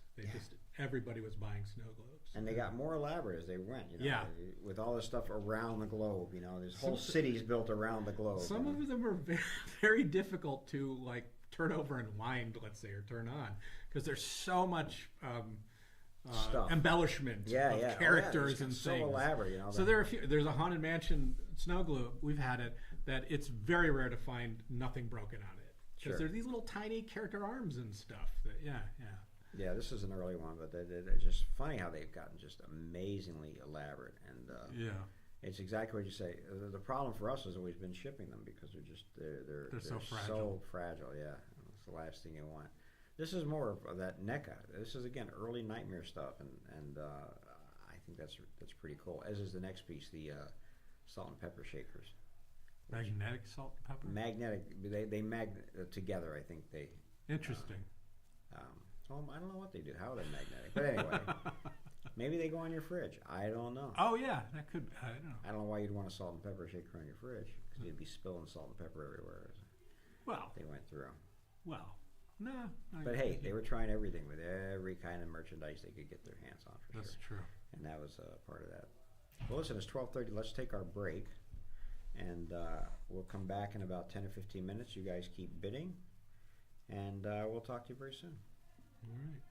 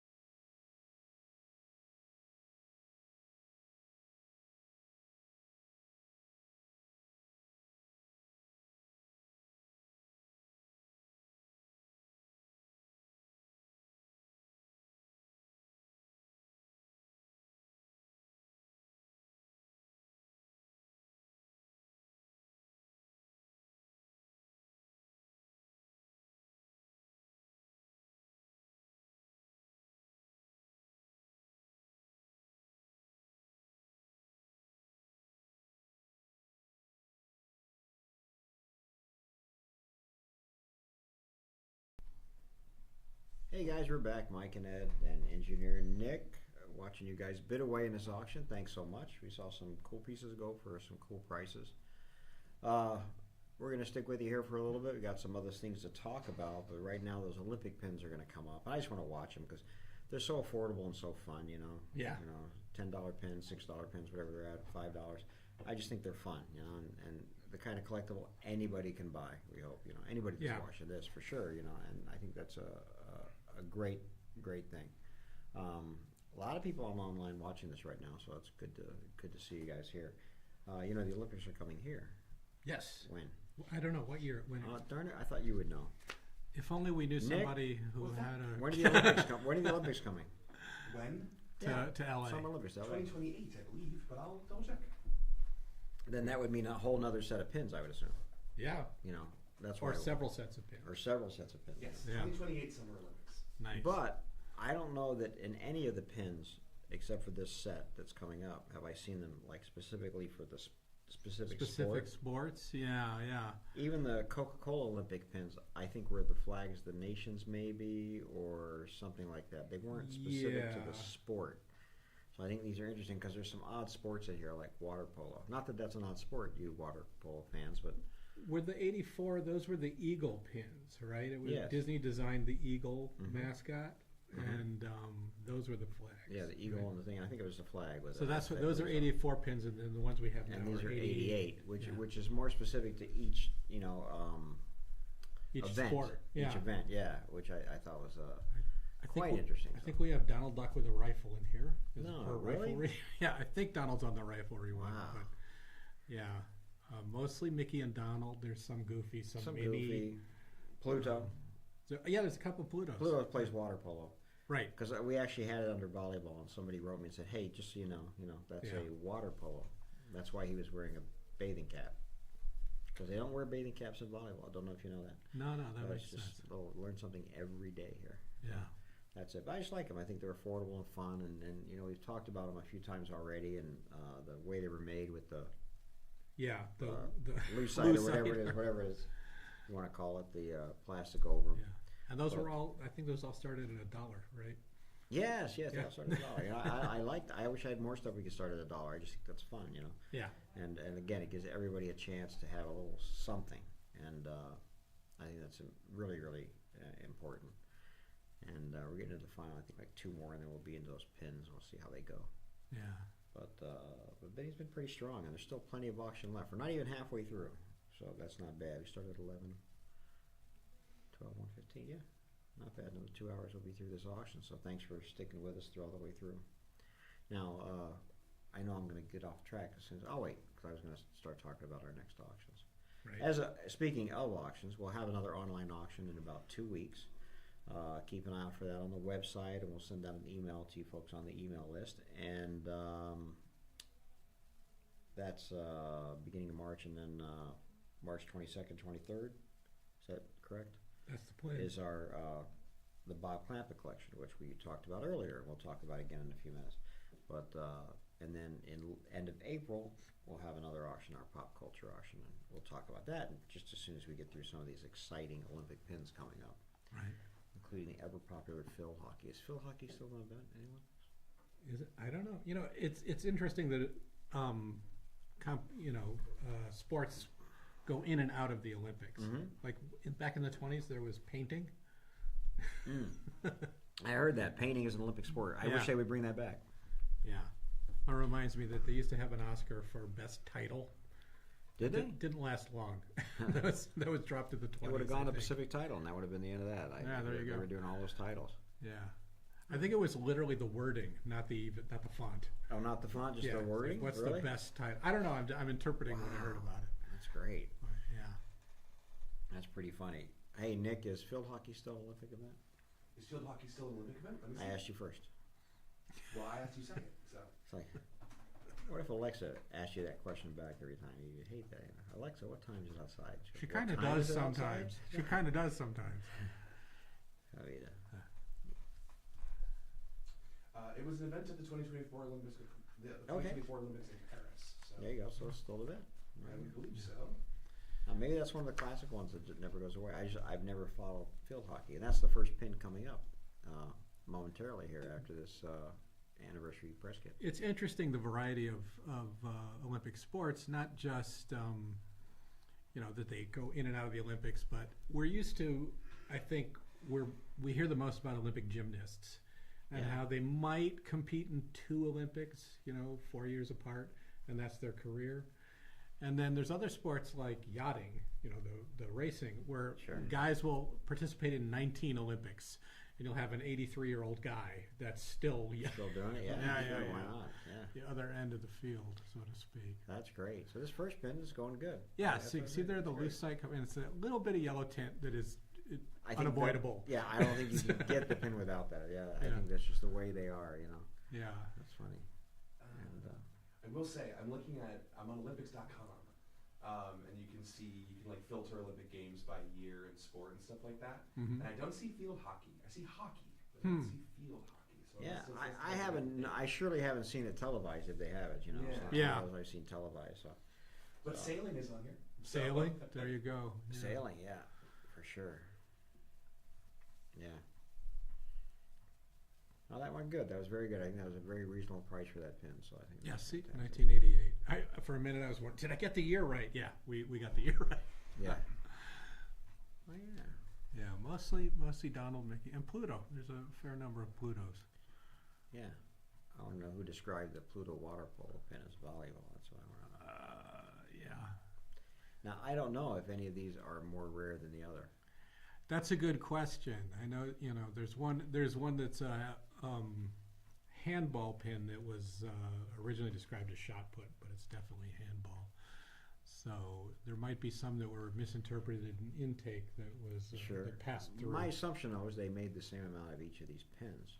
Yeah. But some would be more popular than others. Well, because I think you could buy these separately. I know you could buy them in a set. What's interesting about these are Disneyland Olympic pins. This is specifically Disneyland, as opposed to, Mickey looks a little fierce there. Well, he is. He's kayaking. Yeah. Kayaking is a fierce sport. Yeah. That's why we've seen that. Yeah, that's a good. And this is one of the rare ones that isn't yellowed yet. There's only like 3 or 4. Or does this still have that thing over it? Well, plastic over it does. It doesn't look like but look at his. Yeah. He's white there. The cap is white. It's very white. So very, very rare to still be in that shape. I don't know. Maybe it was kept in a freezer or something. Who knows? What a good idea. Keep your pins in a freezer, folks. Yeah. Don't do that. But sometimes we get animation cells that are stuck to the paper backing. Right. That happens, especially with more recent stuff, because of the kind of paint it uses. And the trick to get it off is to put the animation cell in the freezer for a few minutes so that it dries up a little bit, and then then you can easily pull them apart. It's very interesting. Paint, Interesting. Don't try that at home, folks, please. But that's only a few minutes, right? Yeah, just a few minutes. See there, you see the yellowing. And there's my water polo pin. So you can see he's wearing a little cap on. Oh, yeah. And there's water along the bottom. So that was the other trick where they have water along the bottom. So that's it. But I don't see many water polo pins. No. Don't see many Disneyland water polo pins. They don't come up as often as you would think.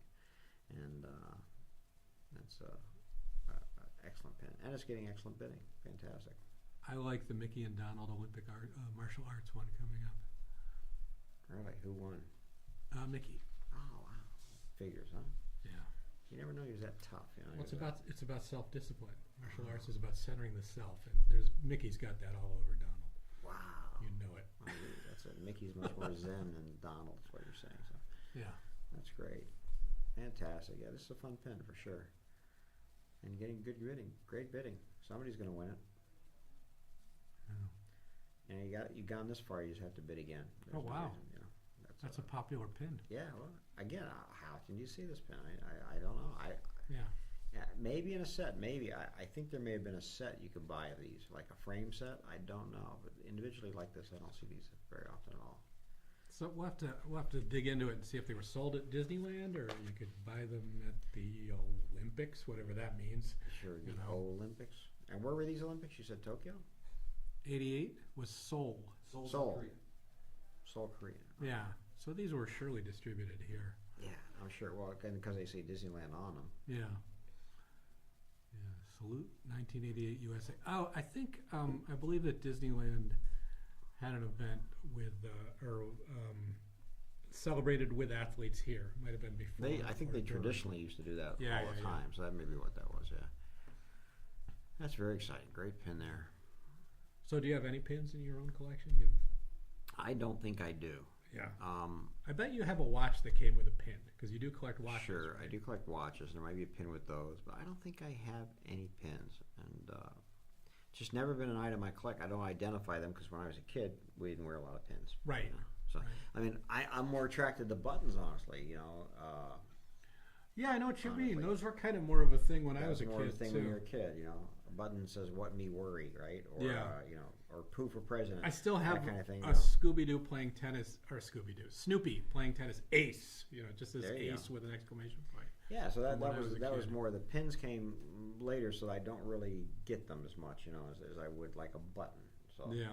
and but that's what collecting is. You know, it's all about what your happy point, your happy place, and you know, Yeah. what you remember, and that whatever brings you back to the time. So that's a great one. Is this oh no, this is rowing. Oh, we had kayaking and rowing. Gosh, Yeah. I mean that's crazy. He's not fierce here. He's concentrating because he's listening to the what's his name, Bosun, Is it a bosun? Boatswains. I don't know. Coxswain. That's given the Yeah. row thing. Yeah, that's great. Absolutely great. Yeah, these are beautiful. And they're doing well, guys. Thanks for all the bidding on these. These are a lot of fun. While we're bidding on these, let's talk about the auction in April. Yes. So we've talked about it. We have a lot of Jay Ward stuff. We have the Dudley. Well, let's say Dudley it's a Memorial. 2-day auction. The first day being what we call popular culture. Right. Second day being Disney parks and Disney studios. Right. Disney parks and Disney studios. And that pop culture parks, we don't do a lot of it, but we have a lot of stuff here. I'm just shocked at what We have some great stuff. Crazy in stuff. this Starting one. with some great movie posters, you know, classic films, things like that. So last time we talked about all Jay Ward, but here's some of the non-Jay Ward stuff that's in this auction. Lay it on me. What do we got, Nick? We'll start with this: a 20,000 leagues under the sea attraction submarine porthole. Boom! There you go. There you go. So cool. There you go. That's on the Disneyland side of the auction. Or Walt Disney World, right? Disney Yeah, World, yeah. Side of the auction. Very Yeah, cool. closed in 1994. How many guests looked through this at Yeah, the exactly. lagoon? At the lagoon. And they took these out, and I think they destroyed them, right? Yeah, yeah. I remember seeing pictures of them somewhere. Like in one a of them was scrap. sunk at Castaway Cay. We've talked about I've been that there. I've before. actually yeah. swam around that one. Yeah. Yeah. It's great. Yeah. So there's a rare piece, but again, it's an actual piece of the park. It's a piece of the attraction. It's amazing. Yeah. What's next? Next is a stunt bike from Pee-wee's Big Adventure. Okay. Crazy, huh? Yeah. Talk about iconic. We were very excited for this to come in here and see it. Yeah, this is amazing. Yeah. And I think, was it you that made the point about this movie is actually about the bike? The whole movie is really about the bike. There are a few right? movies where, like, let's say Pee-wee's Big Adventure is all about the bike. The Maltese Falcon is all about the, this is a literally undeniably iconic prop. It was all about him seeking that bike, getting that bike back. And I can tell you that they made about 7 bikes for that movie. Right. And this bike, in fact, you're showing the picture. This is what they call their stunt bike. Yeah. And this was used for. That's the actual bike. There, he's on right there. Yeah. He's swinging on it's called the Tarzan bike too. A lot of people call it the Tarzan. Oh, right, bike, yeah. because he swings the rope across the lagoon. Exactly. Yeah. So it's just talk about a piece of pop culture for sure. Yeah. That's an amazing piece. Yeah, it's excited to have interesting. that, yeah. That's going to be fun to watch. I can't wait for that. So Yeah. that'd be cool. All right, what's next? Next is a signed Vincent Price headshot. Okay, I just like this because I actually met Vincent Price when I was a kid and got his autograph. Really? But he passed away in '94. This is just a great signature of a classic horror icon, Sure. Yeah, and there's a lot of great signed photos and other items in this auction coming up. And what do you think Vincent Price is best known for? Oh, that's tricky. You tripped me. To me, he was best known for like The Raven and those Hammer films. I think now it's Edward Scissorhands. Yeah. What do you think? For last. Nick, do you know who? My association with Vincent Price is the song Thriller. I was going to say that. You're That's right. Exactly That's my right. biggest association because I've sung that song in and around Disneyland for years and years and years. That was always my association with Definitely what he's most widely known for still. Yeah. You know what else he's known for in Disney? He narrates Phantom Manor. He's the narrator in France. Oh, Yeah, really? Wow.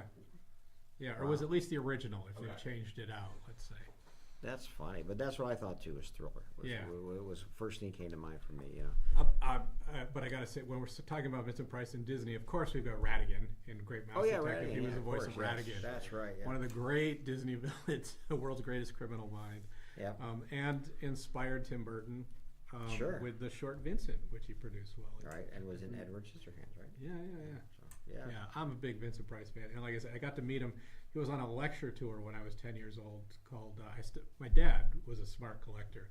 He said, write the date on the autograph and keep the flyer. So he did a tour called "The Villains Still Pursue Me," where he just talked about his career, and that's I great. got to meet him and talk to him. Interestingly enough, his daughter does that tour now. Oh yeah, A similar tour, not Yeah, it's yeah. just his daughter, but yeah, I saw her. I think last Halloween at an event where she did a whole thing about his career and his life and with horror movies and that kind of stuff. It was very interesting. It was very good. right. Very enjoyable. As a matter Yeah, of fact, so. yeah. So that's a great one. I know we have Boris Karloff in this one too. So Really? Yeah. A picture of him, you mean? Yeah, 'Cause signed we don't photo. have him. no. Okay. There we go. Just making All sure. right. We'll keep with the sign theme. This is an Edith Head costume design called the Oscar. Oh yeah, so this is, speaking of original art and the variety of original production art we have, we get these beautiful costume designs once in a while, and Edith Head is the pinnacle of costume design Yes, for Hollywood. absolutely. Yes. That's 1966, and it's a film about the film business too. So that Is that the name of the film? The Oscar. the Oscar, yeah, Oh, really? yeah. Really? Oh, I thought maybe it was done for the Oscars. Is what I was reading. I've about. literally only seen the last 30 seconds of the film, and I won't spoil the ending for you. No, don't please don't. But he Don't. either wins or loses. That's the end. That's funny. There's also I saw a costume design for Liberace. Oh yeah. Yeah, it's just really funny, but I don't know who remembers Liberace. Well, I think he's remembered. For a while, he was the only museum in Las Vegas, was the Liberace Museum. Yeah, exactly. Las Vegas was not the cultural haven it is today. Yeah. It's just the Liberace Museum and nothing else. You What know. a kind way to describe Las Vegas. Well, Yeah, no, listen. If you go there now, there's museums, tons of them actually, Yeah. and and there's Mega Mart, which is like a interactive exhibit that's really interesting, and yeah, it's changed. There used to be I don't want to talk about Vegas, but there used to be Steve Wynn owned the Bellagio, Yeah. and he has an amazing art collection, Right. And he had that on display at the Bellagio, and that was like a world class museum. Just It's walking not through. there anymore? No, I think it moved to the Wynn at one point. I don't think it's anywhere I anymore. think I heard of something being very, very badly damaged once at that. Oh well, he had that he had a Picasso or something in his office, and his eyesight is no good at all. And I think he was trying to point something out to somebody and put his finger through the camera. Oh, depth perception. Yeah. So, but I'll get you. that'll do it. Yeah, that's pretty funny. But anyway, yeah. So I don't know where we got. How did we get there? Museums. So we were and, to Vegas and there was Liberace. always a- Liberace. Oh, Edith Head. We started with Edith Head, and we got to Liberace. Boy, that was a nice run around there. That's for sure. But this just a variety of production art we have. I've bought a book cover painting from us in an earlier auction, and a costume piece, which is a really nice, different kind of piece to have. Oh, that's good. From your, That's really cool. What Yeah. else is in this auction? What Pray else? tell. we We've have got one one more. more. Well, potentially two more, but certainly one more. A pair of Imperial credit ingots from Andor. Star Wars money. So Star Wars. wait, everything you just said, that whole sentence, I don't understand any of Well, it. pair Not means just- two. Pair means two. Oh, I got that pair. Okay, good. Of Imperial credit ingots. A little bit. So I don't Yeah. understand what's a credit ingot. Well, the credits are the money in Star Wars. Well, And why would it be credit then if it's money? what? Wouldn't it just be ingots? That's what you call it to be science fiction-y. You call It's a them world credits. unlike our own. Right. They Yeah. call money credits. This is a Yeah. galaxy far, far away. Oh, really? They can barely speak Was English. this a long time ago? I just want to know. I think this was even longer ago, Yeah. if I remember the setting time. How big are they? They're ingots. I was gonna how say, do I like, they're money. explain it? They're kind of like pencil box size, let's Okay. say, or Like like a a chocolate bar? like a Toblerone but square shape, but Yes, short. Yeah. That's great. Okay. Yeah, It's hard to yeah. tell from this picture. I was like, Yeah. I could easily either walk next to that, or they're like. So, this so big. you Oh my see God. them, they actually look like a stack of coins, like a stack of square coins, or like a loaf of yes. bread. But yeah, these are apparently seen in Andor. There's an episode called The Eye that shows a lot of I these. see. An episode. an episode. Andor was a series on. Andor is the series. So like a single credit would be like one little sliver. You'll Like, this is sometimes like see $20 one of bill, those. basically. Yeah, I yeah, understand. yeah. So if I give you a credit, aren't I just giving you money? Yes. But so what's the credit part? So sometimes to be science fiction-y, we call money credits. Why would we do that?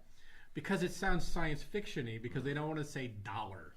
So if their money was on like a piece of paper, like a 3x5, would it be a paper? Would it be a credit card? Science fiction-y money Well, wouldn't that's be why they don't paper. use bills. They don't have bills. They have ingots. Yeah. If it's one metal credit coin, a ingot. stack of them, it's like a metal bar. Well, you think I'd just have my ingot and you would swipe it, and that would make more sense to me, right? You know, than anything else. Just doesn't make sense. I'm just saying. I've got an aside. There's a great Hawkman comic from like 1962. When Hawkman was from another planet, and he and Hawkgirl have this little conversation about, well, back on Thanagar, we use these little cards for our money, and it's taken directly out of it's like it's just debit cards. Yeah. And they're talking about this crazy science fiction foreign money. But It's come true. Yeah. Oh my God! So that's yeah. funny. But Right. it's interesting because Star Wars, you watch the Star Wars films, they don't talk about cost much. Uncle Owen buys the robots, but it's kind of indistinct how he buys them in the first movie. But yeah, so anyways, it's Star Wars props though. I mean, you Star gotta Wars have from the TV the TV show. series. Yeah. I'm trying to talk it up here. Okay, well, I'm just trying to understand why. They look very cool. Yeah, I they do. love it. When They was do. the TV series out? Very recent. It was just a year or two ago. Okay. Yes. Yeah. Is it after the Mandalorian? It's set before. This is not Well, a I mean, spoiler. I'm well, not this is asking the kind- year it's supposed to be in, but did it come out after the Mandalorian or Yes. before the Mandalorian? It came out After the after the Mandalorian, success of the yes. Mandalorian. They said, let's do Andor. It's set before Rogue One because it centers on a character who's in Rogue One. And if you know anything about Rogue One, there's no sequels with any of those characters except Darth Vader. Yeah, the first season of Andor premiered fall of 2022, and its second season premieres this year in April. Oh, wow. There you go. So, topical. Yeah. Maybe you'll see some more ingots in season 2. So those are Credit great ingots. to see. But just letting you know. So Yeah. that's interesting. That's very interesting. I haven't seen the show, so obviously. I haven't seen it yet. I saw the first episode. It looks interesting. It looks really good, but I got to get back to it. I haven't finished this. We've had the second season of Mandalorian, right? Well, we could get into a whole aside here. Yeah, I think there's a third season of I believe so. Mandalorian. Yeah, I haven't seen anything past. And then there's 2 episodes of Book of Boba Fett that are technically they're virtually Mandalorian that they say you have to watch before the third season. And this just gets into streaming. It's like we've talked about following shows on streaming. You get back to them, you lose track. They come 3 years later. Yeah. I'm streaming Severance right now. Desi and I are in the middle of Squid Game 2. We just have to get together and watch that one together. And what are you watching right now? Oh, I just finished something on Max, but I couldn't tell you what it was. That's how memorable it was. I literally just finished it, and I'm not watching anything. I don't think right now. There's a few I have on my list to watch. Yeah, but, I'm Severance being one of them. Yeah. Have you watched it at all? No. Okay. We won't talk about the Yeah, content. no, so I have to go back to the beginning and see. I think I started to watch the first episode. I went, what's going on? It's a very weird show. It's very surreal, and I honestly I watched the first season twice. It was better to watch it with a week break between the episodes than binging it all at once. That's good. Because things unfold kind of mysteriously, and it was more satisfying to binge separately. It's funny. Oh wow, this one's doing well too. This Yeah. is the one pin without characters that was in the set. See, I feel like this might be the pin if you bought the set you got or something. I don't know. It just feels like it. So that's very interesting. Yeah. I noticed they give Goofy a basketball. Is it because he's the tallest character in the Well, group? maybe because he was in How to Play Basketball. Maybe, but also because he's tall. I would guess. As far Yeah, as- well that too. That's Now you said there was a Mickey martial arts pin. I think there's also. we already went past it. But there's a Goofy one also. it looks Yeah. like. So we may not have our martial arts correct here. One might be judo. Well, and one might be karate. what Both being martial what arts. the writers did not do with these pins is go look up exactly what sports were in the 1988 see. Olympics, and then carefully assign these pins to each of them. So they And were when I sort say of- the they were sort of writers, careless. when I say the writers, Yes. I mean me. Yes, exactly. Yeah, I know. Yeah.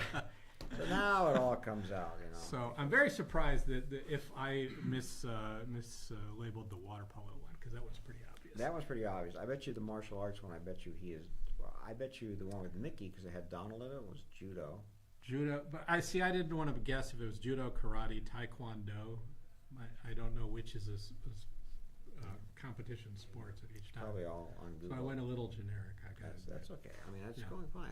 I mean, Well, we're joking a little, but as an aside, we're always trying to be very accurate with our descriptions, and if we Correct. can't be specific, we will be accurate in a general way. So this is a martial arts pit. And all right. It is depicting a martial art, so that's Exactly. still true. That's still Exactly. true. I took Very a true. guess on basketball, and I stick by it. Look at that hook shot. Could be a tangerine. But Watch. It was the year of the orange volleyball Yeah, competition. right. Yeah, exactly. The first year they did. No, You've he's seen that. he's doing the Kareem skyhook there. That's a Yeah. well-known Yeah. shot. So I think that's very good. I will say though, but going back to that auction, that pop culture auction coming up, as far as we've done a few of those, but this one has an amazing assortment from a consignor that worked on Star Wars, Yes. Harry Potter, the Star Wars, the TV series Mandalorian, Andor, Yeah.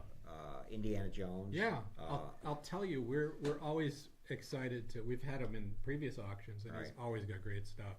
Very Yeah. great stuff. And that's sort of the core of the Hollywood memorabilia. And then, of course, as you mentioned, the like some of the costume designs, things like that. Movie Yeah. posters I mentioned.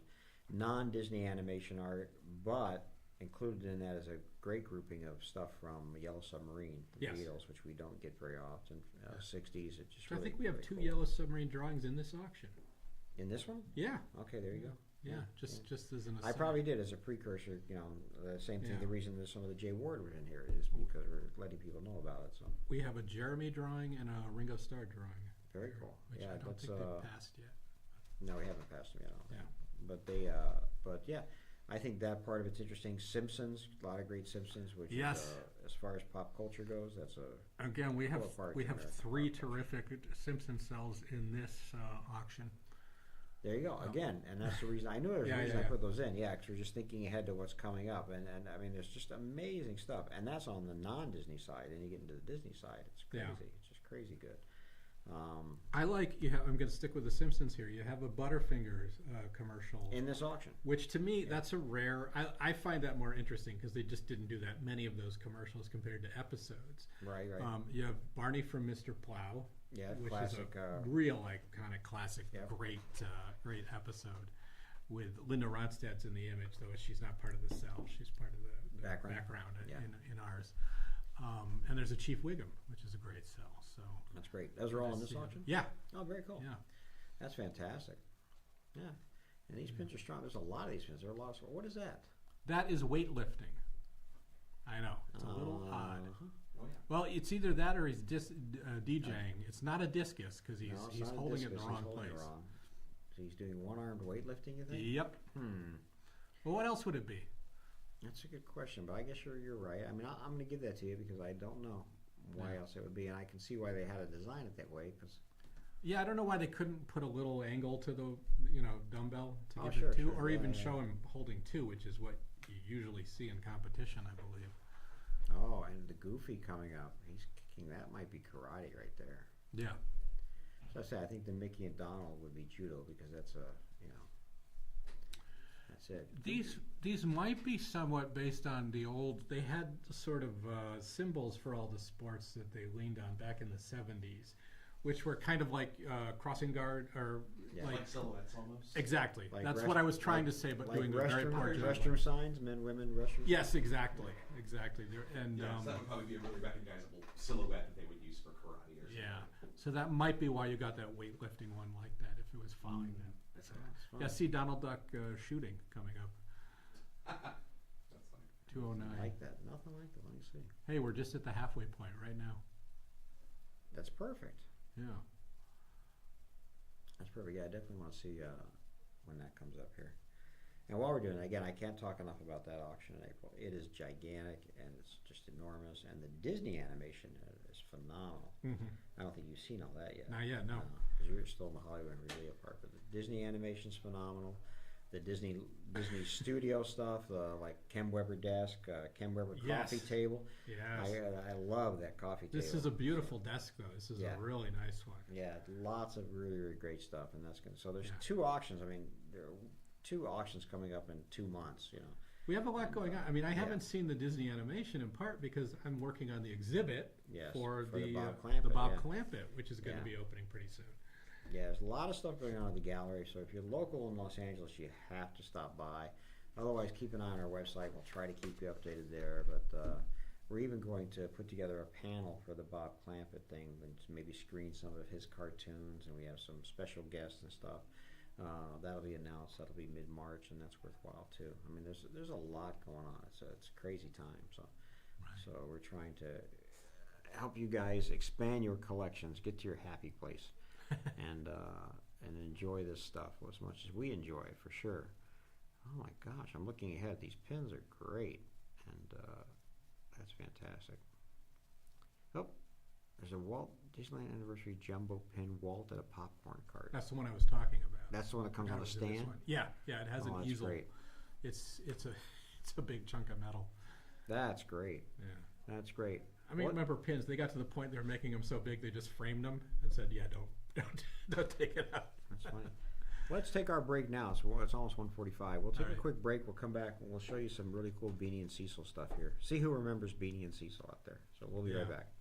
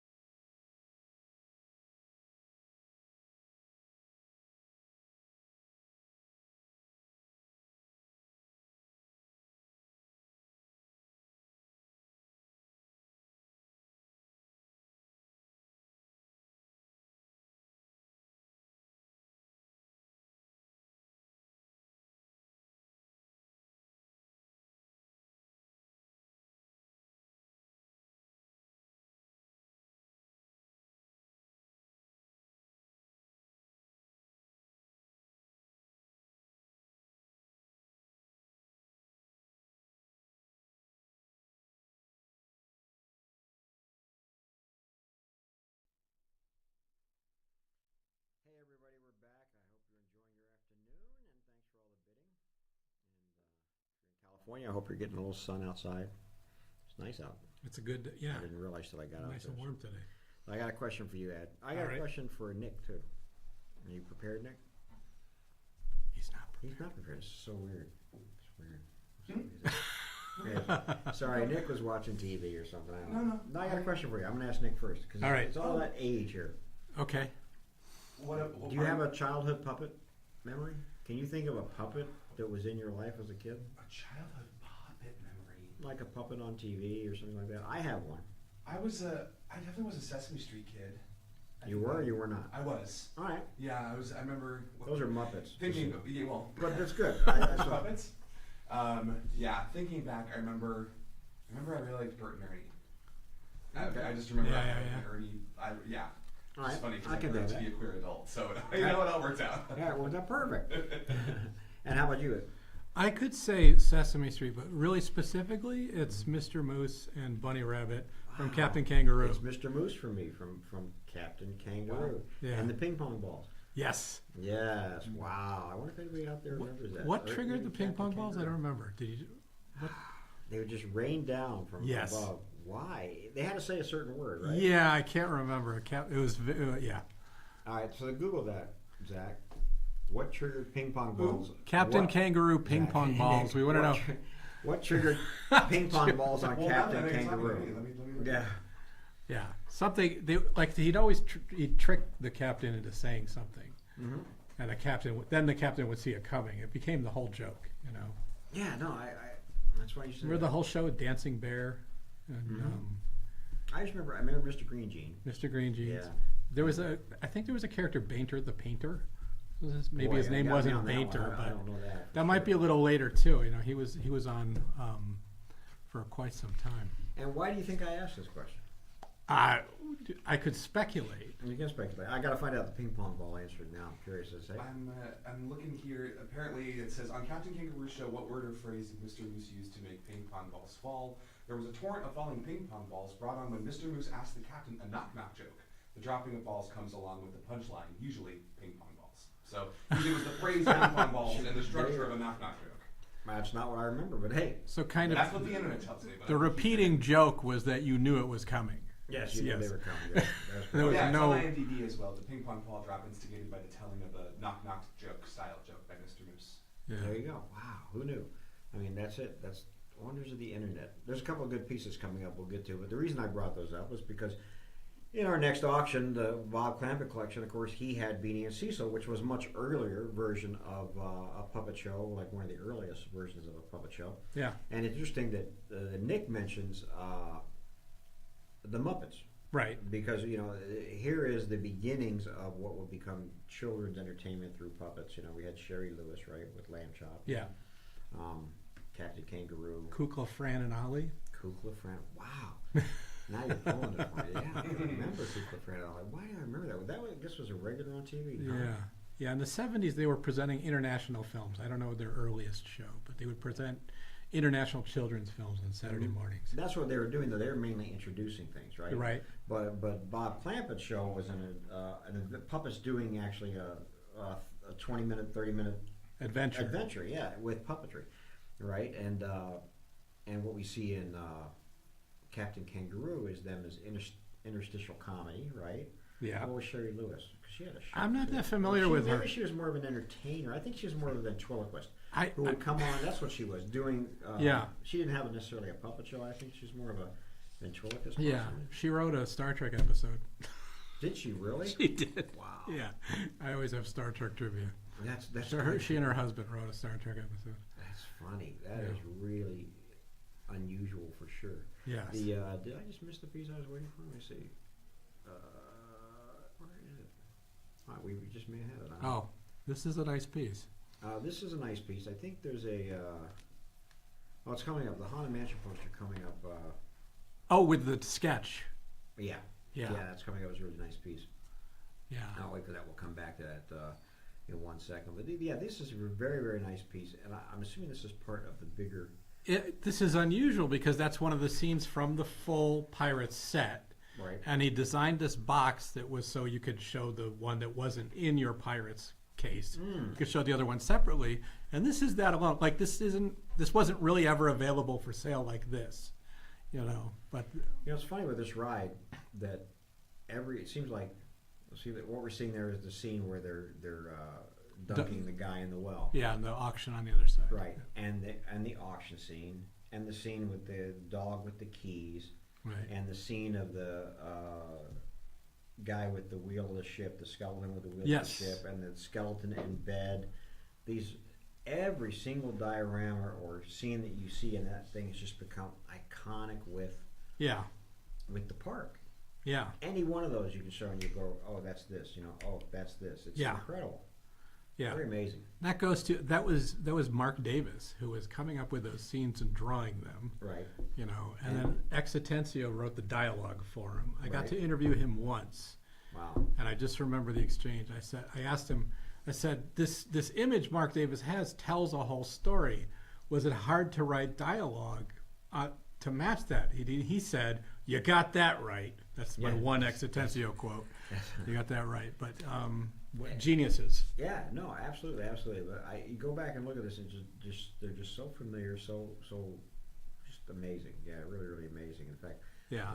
I just recently, Mark Davis's artwork for that ride, which some of the major concept work he did, they made postcards of, which were sold in the Pieces of Eight store Right. outside the ride, and only there. I just recently got to see one of those in person, the originals, and they're beautiful. Really, really something else. Really, Yeah. really, really nicely made and just crazy. And this, like you're seeing right here, Sam McKim, one of the original Imagineers. This is Right. a piece signed by him. The poster coming up. Yeah, well, there's two. Oh, CD. this too. Right. Yeah, Sorry. yeah. Yeah. That's the 2000 CD. I got that one. Yeah. Yeah, and this is great because again, it's signed by one of the guys involved in the making of that ride, and actually of most of Disneyland, Sam McKim, who also did a ton of concepts along the way. Beautiful concepts of Disneyland in the early days when they were building the park. That's not too bad. So I'm going to wait through this thing because I want to see how the Haunted Mansion poster does. I like that poster a lot, too. Well, it's got this great, unique sketch by him of it's kind of Uncle Sam's ghost. It looks like. Uncle Sam's Ghost? Yeah. Oh, that's Yeah. exciting. Who knew? It's a good one. I like these two, these dolls. I'd never seen these before. Me either. Yeah. And they just came out.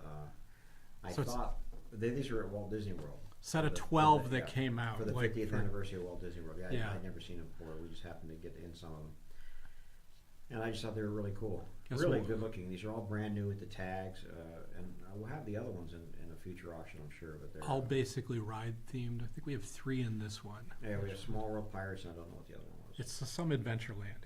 He's basically wearing like a Hawaiian shirt. A whole tiki room maybe or something. Yeah, I don't know. you So gotta that look could at be it. Very good, and what I like is that they're getting the attention they deserve. So thank Yeah. you guys for the bidding. That's fantastic. We'll let this one up. Still bidding on it. Can't get away from it. No, they're great. Collect all 12. That's what I say.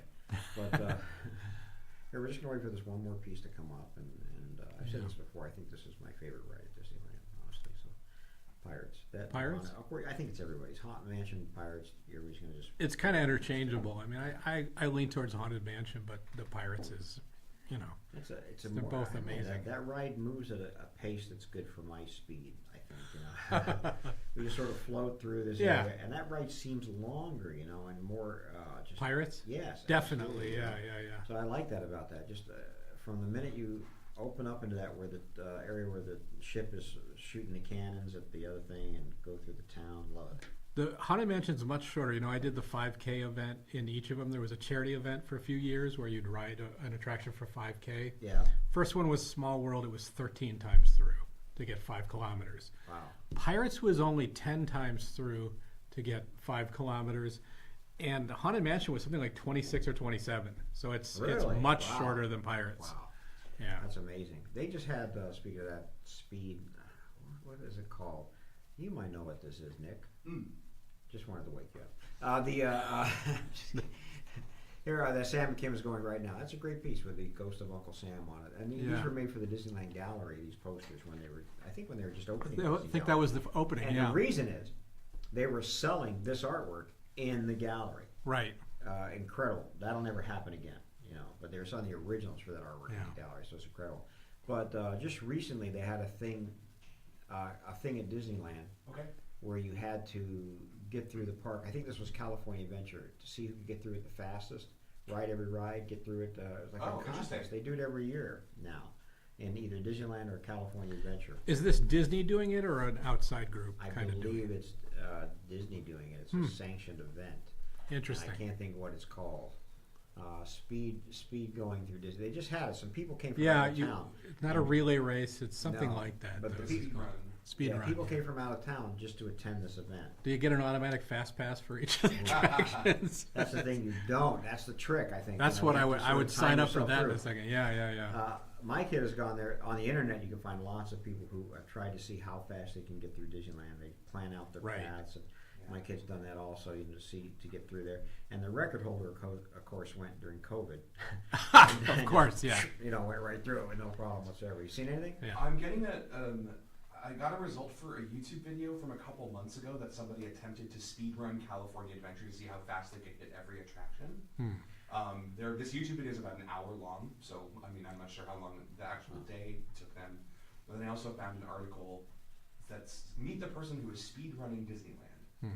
So someone who I guess is sort of doing a similar thing. So it doesn't seem like it's an officially Disneyland sanctioned or like a Disney sanctioned thing. It's just funny. These people came out of town to do it, so it was planned. It just might have been a thing that they planned that like that's how they wanted to do the park. But yeah, it's a YouTube video from a couple months ago that details that whole experience. So it seems like fun, I guess. You know, I don't know if I want to speed. Well, it's a similar trend in video games. That's where the term speedrun comes from. Is that there's a whole subsect of the way that people play video games is to see how fast they can beat the game or acquire certain goals as quickly as possible. So much so that there are annual charity events called Games Done Quick, or GDQ. Really? Where speedrunners in different games and categories come together and speedrun those games live in front of an audience and raise money for different charities throughout the event.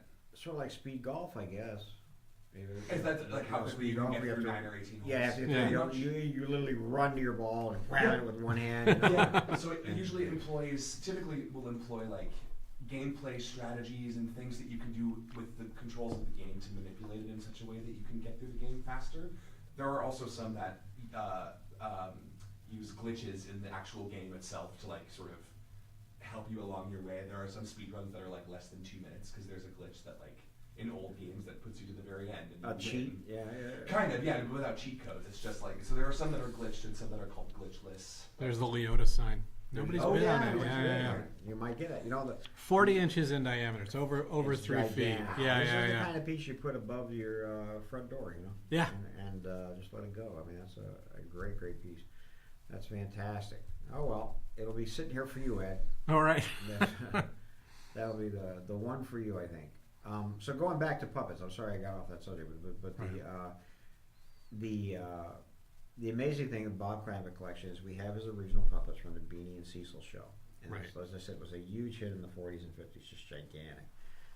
Nationwide phenomena, sparked all sorts of stuff. It also, his son, who's visited with us several times, mentioned that some of the puppets used in the show later on were puppets that had two, these as you're going to show, just needed one person. It's that standard early puppet where you just stick your arm through and do it. But later on, when they wanted to give the puppet real arms, like you see in the Muppets, they had to use two operators. One guy with the right arm, one guy with the left arm, somebody else. Yeah. And so they had a few puppets like that. And pre-Muppets, Jim Henson had visited Bob Clampett to see his puppets, and they feel like that was one of the influences for his Muppets, where it was that two-person use of puppets. We have one of those, I think, in the auction, Wolf, Willie the Wolf. Yeah, we saw that with Willie the Wolf. Basically, you have an operator that's doing the head, the way we think of a puppet. Right. And I'm guessing, but generally they're probably doing the left hand there, and then you'll see a real right hand with Muppets like Ernie or the Count. That's a gloved hand. That is an actual hand that can pick things up and stuff like that. Muppets usually have the left arm tucked, but Clampett, another operator has to do the other arm. The left arm, yeah. which seems like it would be cramped and tough to coordinate that, Yeah, doesn't it? You know? which is why the Muppets usually just have a hand right here that's Yeah. kind of sitting still. That's it, or Yeah. even a hand on it. Well, no, I guess you couldn't even do that because some of them have the sticks. The rod, yeah. So the like Kermit is a simple rods for his hands, Right, so and just you need can one do them hand to do that. with one or two, or drop one and have him point and that sort of thing. Yeah. Yeah, very interesting stuff. So show us what you got over there. All right. Well, we've got actually. Let me give you Cecil here. Oh, thank you. So I'll sit up here. And so we have Beanie and Cecil. Let's get. Yeah, the problem with this is it's just irresistible to actually put them on. I know. It's it feels a little sacrosanct to actually puppeteer them, but there they are, possibly for the first time in Los Angeles in 70, 60 I or watched so. it on the TV. It's so cool. Yeah. Wow. So he wasn't a real sea serpent. Cecil, Yes. the C6 sea He was serpent. just a puppet. Well, he's very much a puppet. He's animated in the Yes. cartoon show as a puppet. This is very much, that's true. They know he's a puppet in the cartoon Yeah. show. That's the amazing part about that show. That was the funny twist about that show. Right. That's great. I always, Beanie's always had weird eyes to me, but that's always been a Yeah. wild thing, But Yeah. these are so cool. These And, are late. and this is like a giant sock puppet to Yes, me, It yeah. really is. They're very, very much homemade. Now, But he works so well. And yeah, this but him, they had to sculpt the head for and the hands for and stuff this like is that. the later we have the sculpt for it, the original sculpt, right? That this was cast from Yeah. to make the vinyl head. You'll see the earliest images of Beanie. He's kind of paper mache, I believe, or something similar to that. That's funny. He looks much different from the cartoon that comes out in the 60s. Well, yeah, but look at the eyes. I know you can't see the art on the wall here, but we have. Oh, yeah, you're right. Yeah, The eyes are basically that same very, very happy, closed eyes. Those are amazing. Yeah, Amazing. yeah. They have To a whole have set these, of key puppets and then some side puppets. Some which are very elaborate, like the horses and things like that, are really, really cool. Yeah. Let me put that one back on. But to have these, they're some of the biggest stars of the '50s, the earliest TV shows, to go nationwide. yeah, You know? yeah, no, it's I think it's an auction that the exhibit's beautiful. I think, and opens up in about a week or 10 days, and I think it's worth coming to see if you're in the LA area. It's one of my favorite auctions. The next two auctions are two of my favorite auctions that we've done. So They're both. It's a big range, and I've said this before. It's a pleasure to learn. I know Disney history pretty well. It's really fun to learn about Warner Brothers and everything going on there oh yeah, at the time. with Warner Bros. Too, which has a history that just goes on and on, and it's just Well, incredible. like if I can compare, when you talk about Disney history, they'd always say Oswald the Rabbit got stolen, and most of the animators left, and Ub Iwerks drew it. It's like, well, the animators who left were Harmon and Ising, Sure, and they went and did, they this. did their own thing. This is the rest of their story. With Clampett ends up working with them, and and these guys. We have a letter from Roy Disney to Harmon and Ising in 1933. So it's not like there was this bitter bad blood that was lasting between them, and they'd go back and forth. Well, they would have their times, because they were Yes. businesses. Okay, so Yes. the business would have times. We can say this that, and you can see this in the artwork that when Harmon and Ising were doing their Merry Melodies, they had this character Bosco, and then they made this character Foxy, right? And Right. Foxy is literally Mickey Mouse with fox ears With instead points. of round ears. He's got little with points. And all the side characters that are mice are Mickey Mouse, no question. Right. And I think Foxy had maybe 3 cartoons or 4 cartoons Yeah. before Disney said, "Hey, listen, this character is way too close to Mickey Mouse for our comfort, and so let's not do that, And they did that. This poster is doing great, by the way. Oh yeah. And this is a great poster. This is an actual attraction poster. It's not one of the original silk screens. It's Yeah. one that was made later, but it still is a poster for the park, not a printed. Not a silk screen Silk. original. It's the printed. But it's not later. one of the print out demand ones. Or Yeah. like that. It's on a special paper that was used that would last longer in the park. And Last in the sunlight. And stuff. Exactly. Yeah. But anyway, so Disney asked them to get rid of Foxy. Right. And they did by shooting him in the back in his last cartoon. Yeah. And who shot him in the back? Mickey Mouse.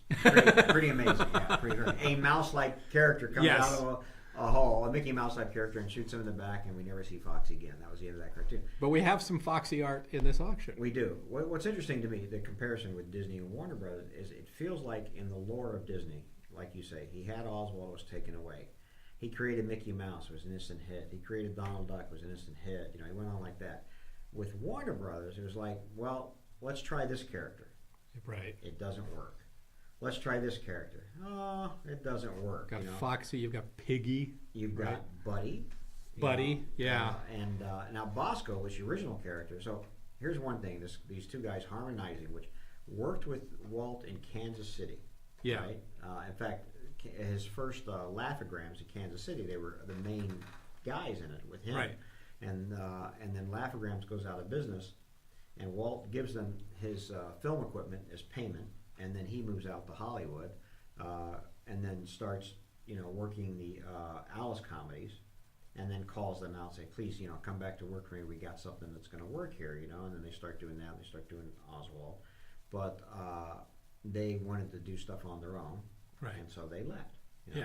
And all around the time that he lost Mickey Mouse, then he loses these animators, because when he lost Mickey Mouse, is it Winkler that was doing the Oswald cartoon? Winkler, right? yeah. Says, I'm taking some of your animators, and took a bunch of guys away from him. Yeah.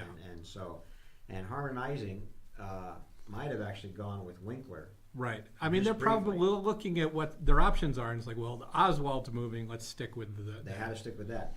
But at the same time, they created a new character they called Bosco the Talk Ink Kid. Right? Yeah. And they put out like a pitch reel. They did a pitch reel as usual with Rudy. Rudy Ising is talking to the character he draws. Right, sort of like a Fleischer type thing where they used to do with Coco the Clown and stuff. Yeah. So Leon Schlesinger, who's working with Warner Brothers, says, I want to start doing the Warner Brother cartoons. This might work as a Warner Brother characters. But Harmon and Ising were smart. I think everybody was smart after seeing what had happened to Disney and Oswald. They said, sure, but we own the character. You don't. Right? Yeah. And so that's how Bosco got to Warner Brothers. But at some point in time, there was a contract dispute, and I think Harmon and Ising left, and now Leon Schlesinger had no characters, and so he had to find a new star. Right. And that's when, unlike what we see in Disney lore, which is, every character is an instant success, and I don't know if that's true. I'd have to go back and really look and see who it wasn't. But in Warner Brothers, every character was not an instant success, and it took quite a while before they came across a character that the audience responded to, and that was Porky Pig. Yeah. And that also was one of the first characters that Bob Clampett worked on was Porky Pig in the new Warner Brothers, and helped create actually and design with Tex Avery and some other guys, and that's where his career really took off, and he became all sorts of stuff. It's a fascinating collection. Yeah, they're really interesting, and the Buddy is really interesting to see, who did not take off, but he's kind of interesting in the way, looking at him in retrospect. Yeah, this it's just two humans, right? They're just kind of bland, Very, very bland. That's funny and like I say, Foxy was just a ripoff of Mickey Mouse. Yeah, we know that, and we know Piggy was actually a ripoff of Mickey Mouse. It's true. pig form, It looks so much like that. Yeah, they all did. Everything coming out of there was just trying to replicate Mickey Mouse. That's all they were trying to do. It's hilarious, and we have is it a Fleischer cartoon? We have a gag. I don't know if you saw the gag where Bob wrote a visual diary. He would record through drawings what he did that day, rather than just writing out the words. And one of them was him going to see a film, and in the film there's a Mickey Mouse character with a girl, and I think it's a Fleischer film. And I had to go back and Betty Boop film, and I had to go back and find that film and say, yeah, sure enough, they're ripping off Mickey Mouse in this film too. Right. It was incredible how. We shouldn't say how replicated Mickey Mouse was after he became a success. Yeah. Or attempts to replicate him from all these other studios. I know we've seen there's a bear cub character that looks just like Mickey with the bear tail, kind of, and there's a lot of very similar stuff coming out. The mouse did good. Let's try a pig. Oh, let's try a fox. Let's try this. There's every animal they were going through. And I'll tell this story again as an aside because Richard Sherman talked to me once about being a kid in the 30s. And because I asked him, what was Disney to you before you became here? He said, well, I remember see before TV, Saturday morning was matinee at the theater Yes. for kids with cartoons and stuff.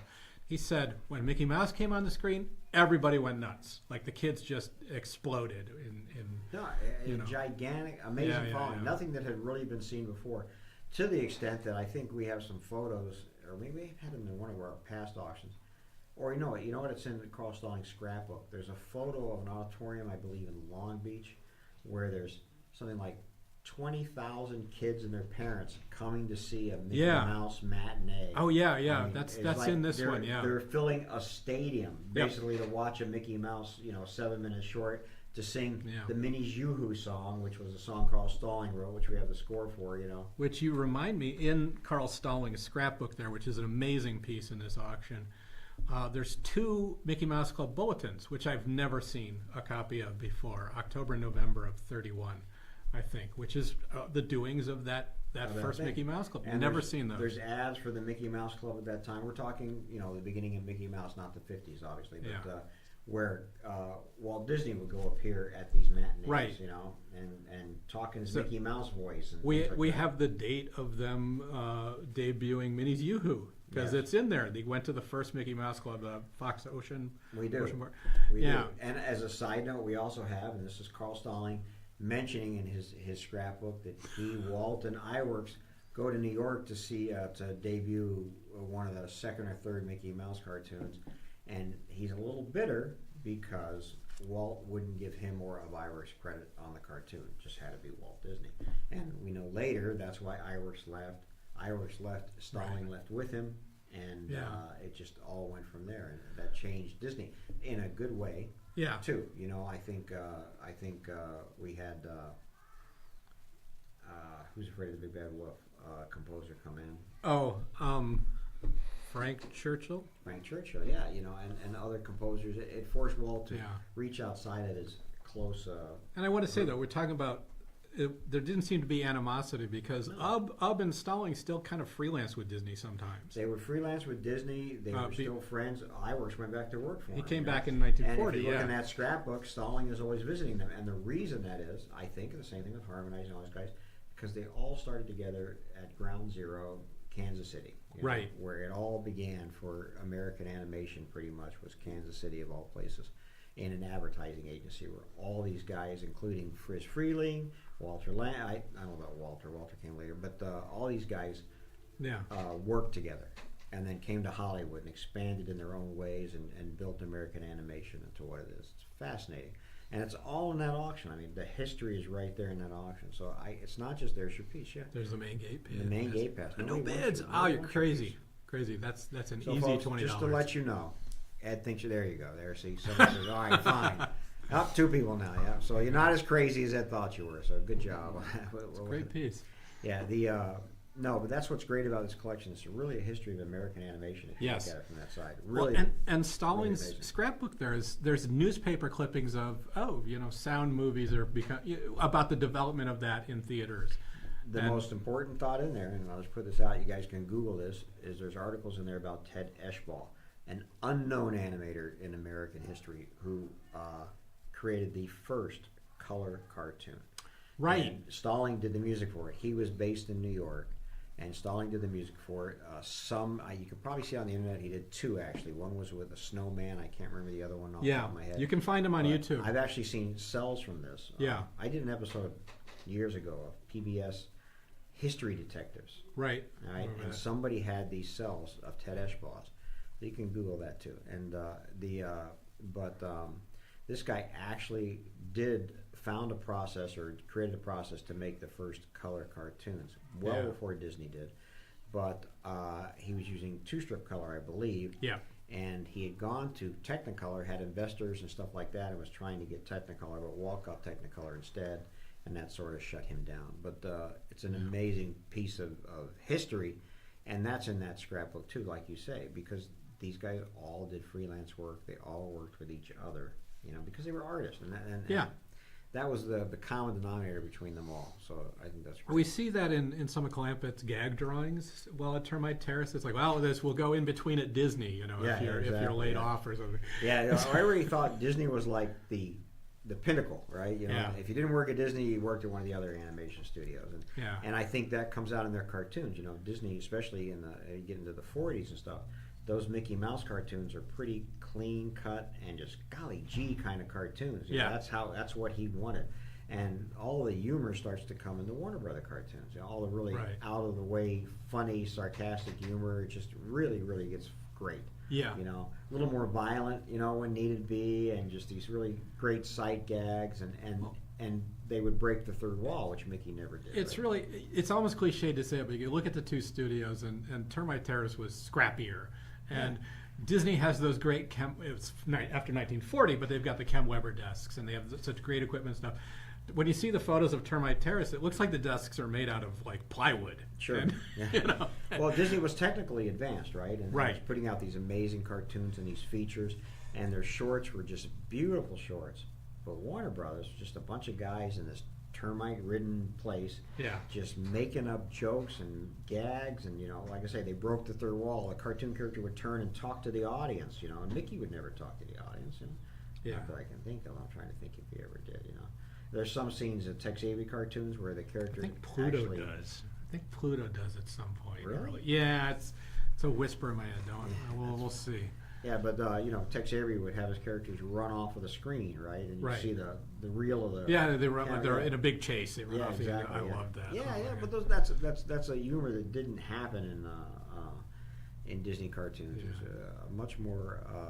Well, they got to like Duck Amuck is like the Yeah. prime example with the arguing with the artist and stuff. Yeah, And- no, but Disney had the paintbrush. There was no voice to it. But the paintbrush you see it in Saludos Amigos and Three Caballeros and painting the scene and stuff. That's the colors. That's all about the colors. yeah, you know, yeah. that It was not really a character. Yeah. It was a device that changed the story or advanced the story. Yeah, no, but they, yeah, so it's a whole, but I think it's, like I say, it's a history of modern animation. I love it.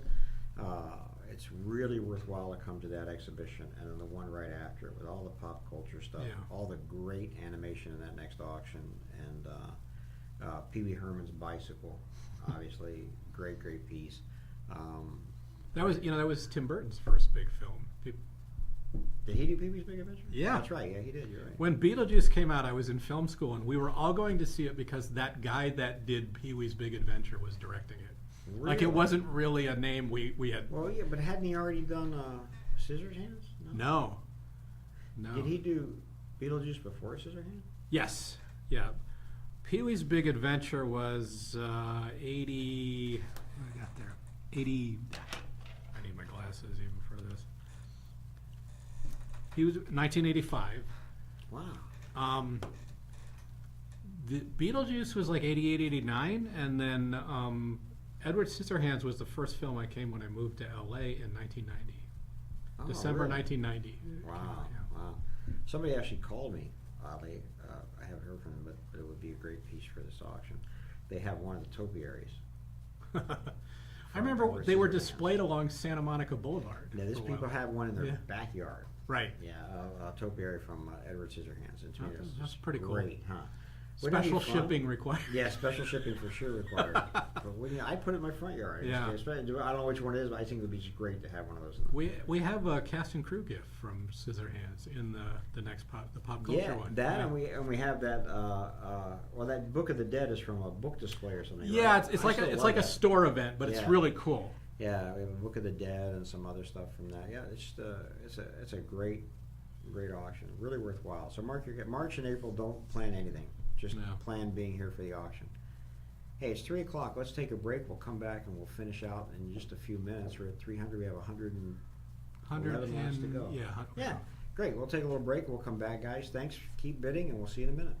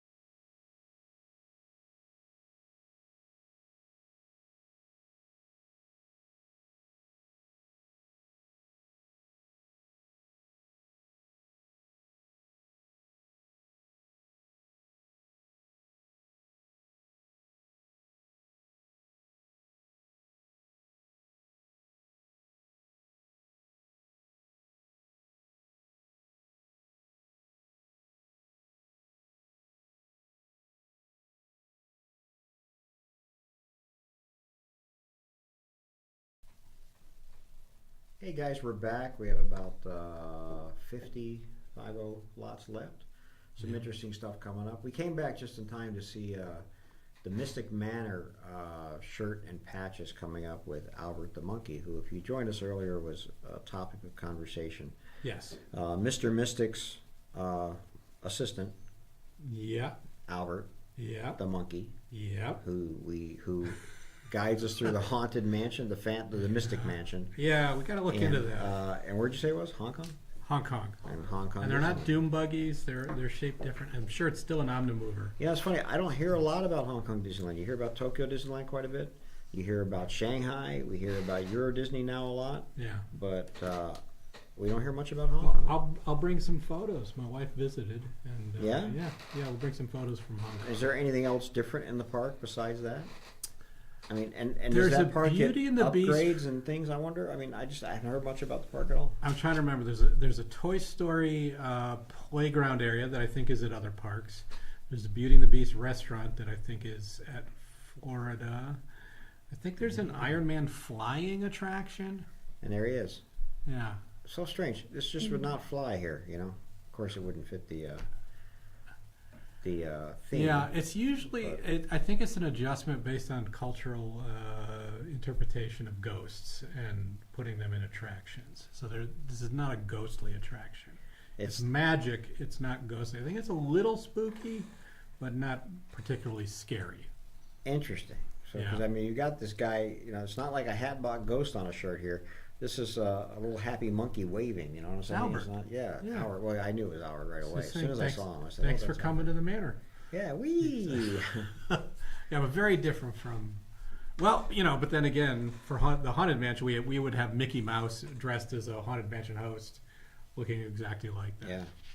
Yeah. These are always good. These interpretations.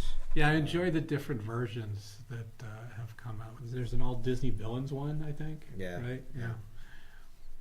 No, I think these are great. And again, you know, it's just taking iconic images and interpreting them the way you want, or mixing and matching characters. I think that's great. So Yeah.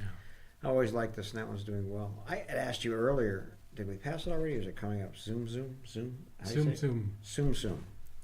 And we were talking guessing. about. We were talking about if we. I got an answer to a question here. If we were talking about if they're still collected, Yeah. and then we came up on those phone cases. Yeah. Yeah. And we talked, and those pass are like two obsolete phone. In fact, you called them obsolete phone cases. Yeah. And I said, you know, interestingly enough, those are the types of pieces that I think down the road are going to be collectible. Very collectible. Because they are something at this point of time, because they're so new, that nobody really wants, and they get, because you can't use them. It's because they're slightly old that nobody wants them. If you have Right. a case for your phone right now, it's a case you can use. A little bit old, people don't appreciate in the same way, but they're of a very specific time. So it's like, hey, remember when our phones were this big? Look, they told Haunted Mansion, Right. Cases for them. And who knows what's going to be our next thing, right? And like we were saying, I was comparing it to the Mark Twain AM radio, you Yeah. know, things like that. That at Yeah. the time, probably for years, probably nobody wanted, because it's an AM radio. Or you mentioned, what if there was a Haunted Mansion cassette player, right? Like And, from '78. yeah, It would exactly. be hundreds of dollars to get one of them. Yeah. So it's interesting to track those. So Tsum Tsum, we looked it up in Japan in 2013, came to the US in 2014. Big push, games and toys and stuff, and doesn't look like it's active anymore. Doesn't, but it still would have a following, and that following who probably bought them as kids, And we'll And- still collect them. it will, or when they're adults in another 10 years, you're going to say, "Oh, I wish I had those Zoom Zooms that." I never got all of those. I wonder how hard it is to find them now. You know, Yeah. Not a problem there. Answer. Vinylmation is kind of an earlier thing, just like Tsum Tsum. This, I think, still there's a following for though. I think people still buy these, and remember, there are ones you can paint yourself, right? And Yeah. make your own kind of things on it. I think those are still around. I know you can buy them in downtown Disney. I think. Yeah. Still, you know. Yep. I mean, they were huge, and they were trading them for a while, just like pins had been earlier. Yes, yeah, we've had a bunch come into displays. They had a big store, a Vinylmation store for a while in downtown Disney, so Yeah. that was a big part of it. And again, I think everything comes and goes and then comes back around, right? Yeah. You know? There's only a handful of collectibles, one being Disneyland, I think, but one being Star Wars, that came and did not go. You know, it just stayed. It was cross-generational. Usually it's one generation collects it, the next doesn't, then that younger generation gets older, you know, comes back again, comes in a little circle. But Star Wars just continues through because they keep making movies and they keep adding characters. It's kind of about sort of reinventing yourself and having a new level that people can come in on as kids. You know, the new Star Trek movies. I was about to mention Star Trek, you know, and then you get into the whole new generations, right? Where, see, the only Star Trek I know is Captain Kirk. Right. You know, I don't know Picard yet. There's a whole grouping of Picard. That was like 1988, 1989 Picard. Right. And that's who actually would be popular now, just based on the age. Yeah. You know, those are I watched that. You would watch that when you're 10, and now you want a little piece of that back. You know. Or the movies. The Kirk and those characters went into the movies, and then in the 2000s they were reinvented. Yeah. Classic fans were kind of, no, it's William Shatner as Kirk. But those new movies brought in new young people who went to the libraries and borrowed the original series and got onto the whole franchise. I'm not familiar with libraries. What do you mean? Library is a place. You mean YouTube?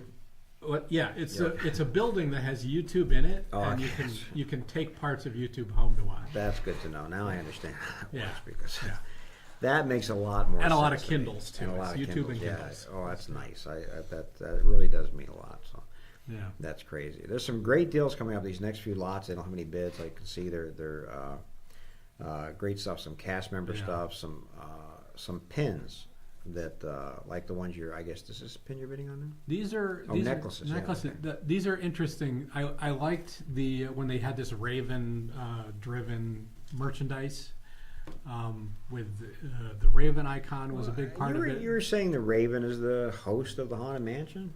Well, it goes back to Exitensio's script for the Haunted Mansion, where the Raven was the ghost host. Oh, okay. Yeah, and at the end you find out that he is the ghost host, and he's the worst of the ghosts, and he's coming home with one of you. The Raven? Yeah. Oh, how interesting. Yeah. And they change because really now the only time you see the Raven is when you're going into the graveyard. I think the thing turns and the ravens are up in the trees. There's a raven overhead when you're coming down.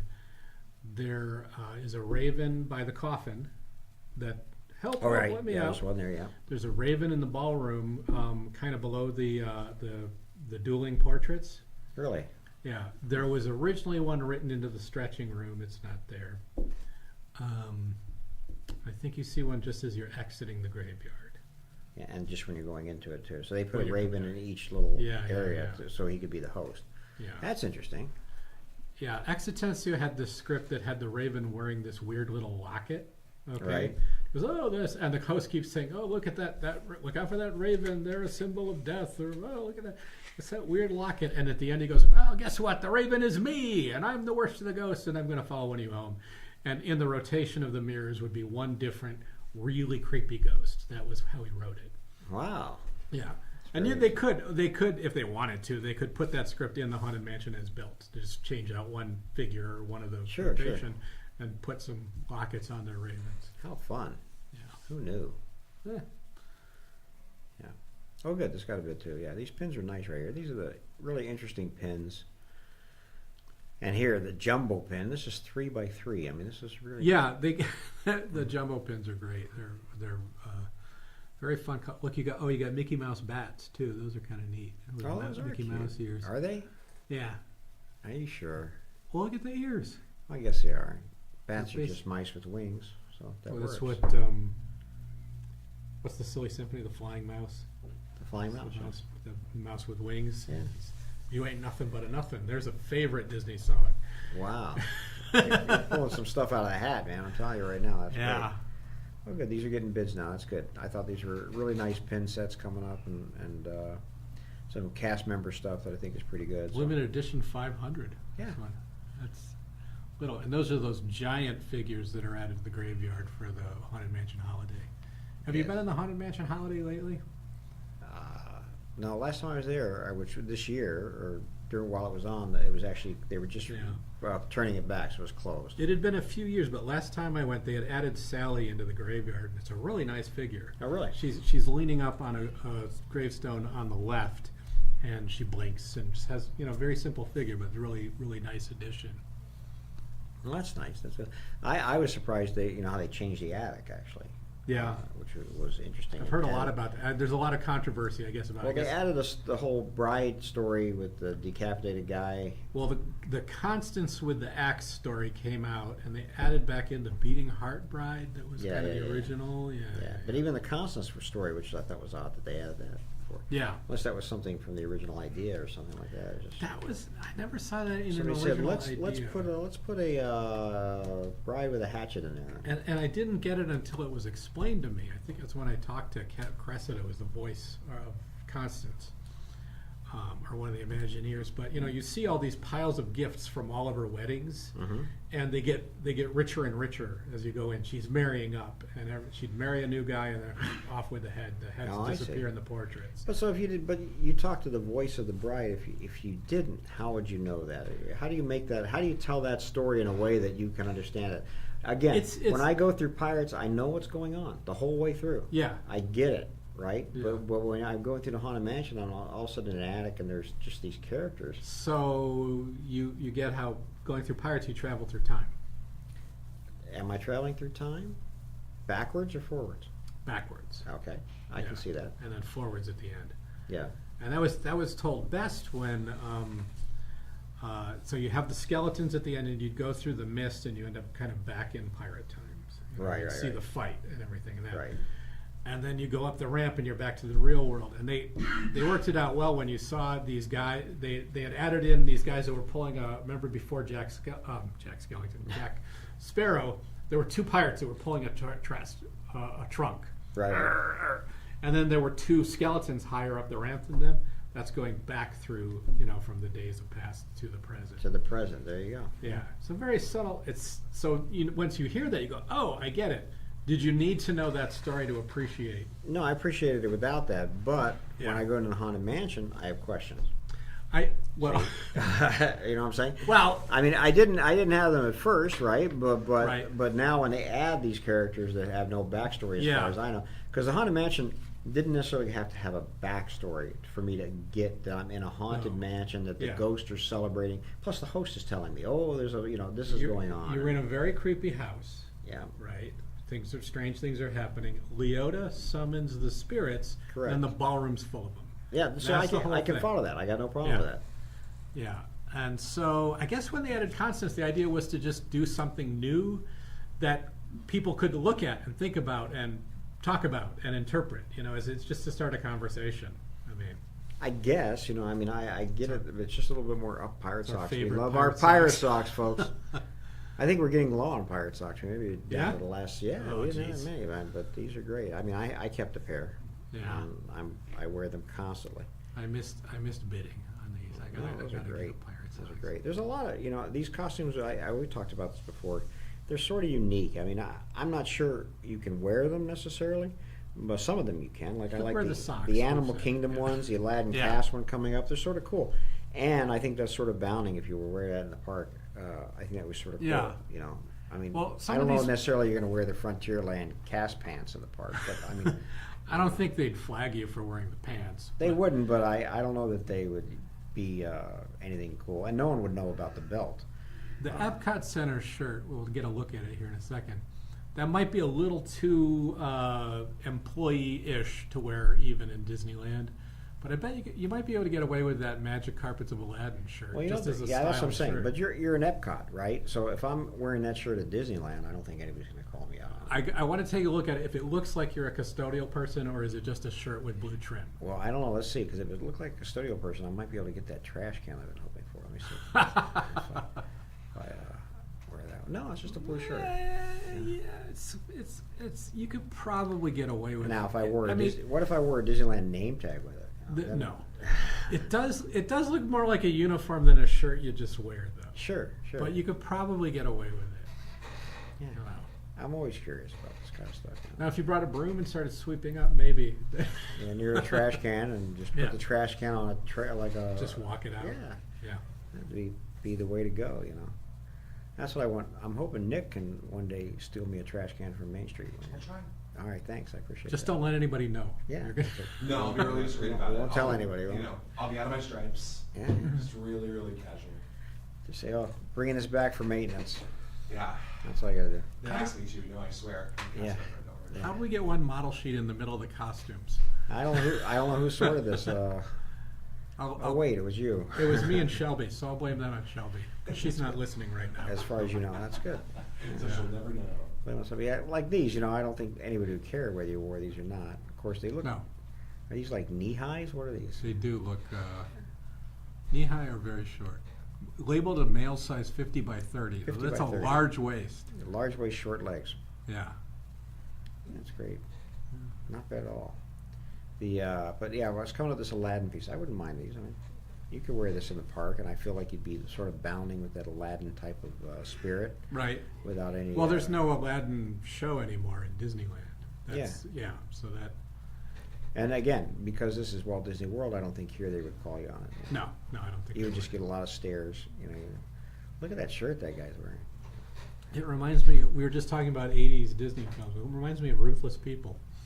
Man, I don't remember Ruthless People. That was a Danny Danny DeVito, DeVito. Bette Midler, Helen Slater, Judge I knew- Reinhold. I knew it was Danny and Bette It's Midler. kind of for a sure. kind of a big hit for Touchstone. First one that kind of didn't feel awkward. Disney Mhm. trying to act like grown-ups and stuff. Do you want to talk about Outrageous Fortune? Well, Did we find the art? I have the. We don't have. I didn't find the original art. I don't know if we found that. Did they ever look for it? I don't know. Oh, I have to Last I find heard, out. Brian was going to. All right. But yeah. we have a slide we could talk about here. Put it up. This is in our. So- Is this in our auction? April auction? Well, The we're going to poster? see. It might be in one of the other online auctions. Okay. But yeah, we learned Outrageous Fortune was one of those. I think 1987. This is another Touchstone, and just for all you people who don't know who Touchstone is anymore, because it's gone now, right? This Touchstone. was their. Is it Wasn't gone? this more like their adult side of Disney? They Did- couldn't call every picture Disney because they felt like these were Yeah. too adult to be Disney movies. Right. They wanted to make movies that weren't necessarily G. Like when they made Watcher in the Woods PG, people were like, "Oh, that's not Yeah, right for Disney." That's not Disney. Yeah. So they wanted to do films that had an adult, just for an adult audience, and it just like Splash was the first release Sure, from Touchstone. sure. It's not an explicit film, but sex is part of the humor of it, in a relationship and that. So, anyways, Outrageous Fortune is one of these films, and So they labeled them Touchstone, Touchstone, yeah. Right, even And though then it's later from Disney Hollywood Studios. Pictures was much the same thing. and then Hollywood Pictures, right? But Outrageous Fortune, both Bette Midler and Shelley Long, if we could get it back up, Nick, please. Yes. Sorry. That's okay. They both got first billing rights, and neither of them would give it up. So Shelley Long, they gave her top billing west of the Mississippi, and used the poster you see on the left, and gave Bette Midler top billing east of the Mississippi, and used the poster on the right. And they just flipped the artwork. Yeah. Yeah. It's funny. So Couldn't they just flip the names? Nobody would really care. But they had to have the names, I guess, where And- the person was. and the right? artwork. And to me, giving Shelley Long the West Coast, where Los Angeles is, I think that they were like she kind of won that one. if Yeah, you know oh, what yeah, I mean yeah. at the time. But for years, I was never aware of this. I was never right. aware that this happened. There's little things like this in a lot of movies, and I can go back. We used to have the collection of Pacific Title, Right. and there was a movie Gypsy that had Rosalind Russell in it, and in her contract, she had that her name had to be as large as the title. Right. Right, so in these opening titles, you'd have Gypsy, and then you have this giant Rosalind Russell, right? Just Yeah. because she contracted it that way. Right. People are sensitive, and then all the other ones are, just these regular everyday titles. But hers had to be extra big, and that was part of her contract. But I think all these things that go on behind the scenes, Well, this goes to one of the things we've talked about is Gilligan's Island. Remember the original lyrics? Sure, and the rest. And the rest, Yeah. the movie star, and the rest. That was Tina Louise's contract. Was that nobody else gets billing beyond fourth billing? She was fourth billed, and it was in her that nobody else got mentioned. So that's why that was the first season. For the first season, And and they when- renegotiated. When yeah, for that's second funny. season, Russell Johnson and Don Wells agents were like, let's forget that stuff. Just mention them. Yeah, that's funny. Yeah. There's all sorts of stuff like that. And interesting side note, I remember this is before Splash. My brother, who's much older than me, said, "Hey, I've got this opportunity to invest in this Touchstone Pictures or Buena Vista Partners, it was called. Right. Actually, yeah. And they're making movies under this Touchstone Pictures. What do you think?" And I was young. I didn't know. I said, "I don't know. I mean, I have no clue." But he never did it. I think if he had done it, he would have Right. made a fortune because of Splash and Well, all those. Because there was a series of movies that came out, and they were all hits. There's a bunch of interesting stuff in that. Like if you look at Beauty and the Beast, is like it says copyright Disney and Silver Screen Partners 4. It'll say. Right, that's a Silver Screen Partners, exactly what There it you was. go, yeah. He was offered one of those Silver Screen partnerships, 1, 2, 3, 4, or whatever it was, yeah, in Right. that thing. That's exactly what they were. They would do these. They would get financing for these by bringing in investors, and they're called That's Silver it. Screen Partners, yeah. Which And- is interesting that they would do it that way. But it's, Another clue from that time, if you see a photo, let's say you get an original press kit for Mighty Ducks, the Mighty Right. Ducks, first Emilio Estevez film.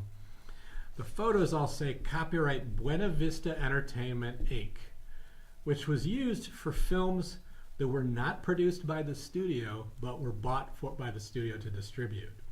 So Disney didn't make the Mighty Ducks; somebody else did, made the film. Disney bought it and released it. There are many movies like that. It's not uncommon. right. Mighty Ducks is just one that took off, and Disney's like, yeah, this is our franchise, and we're using this, and And we'll take it. That'll Yeah.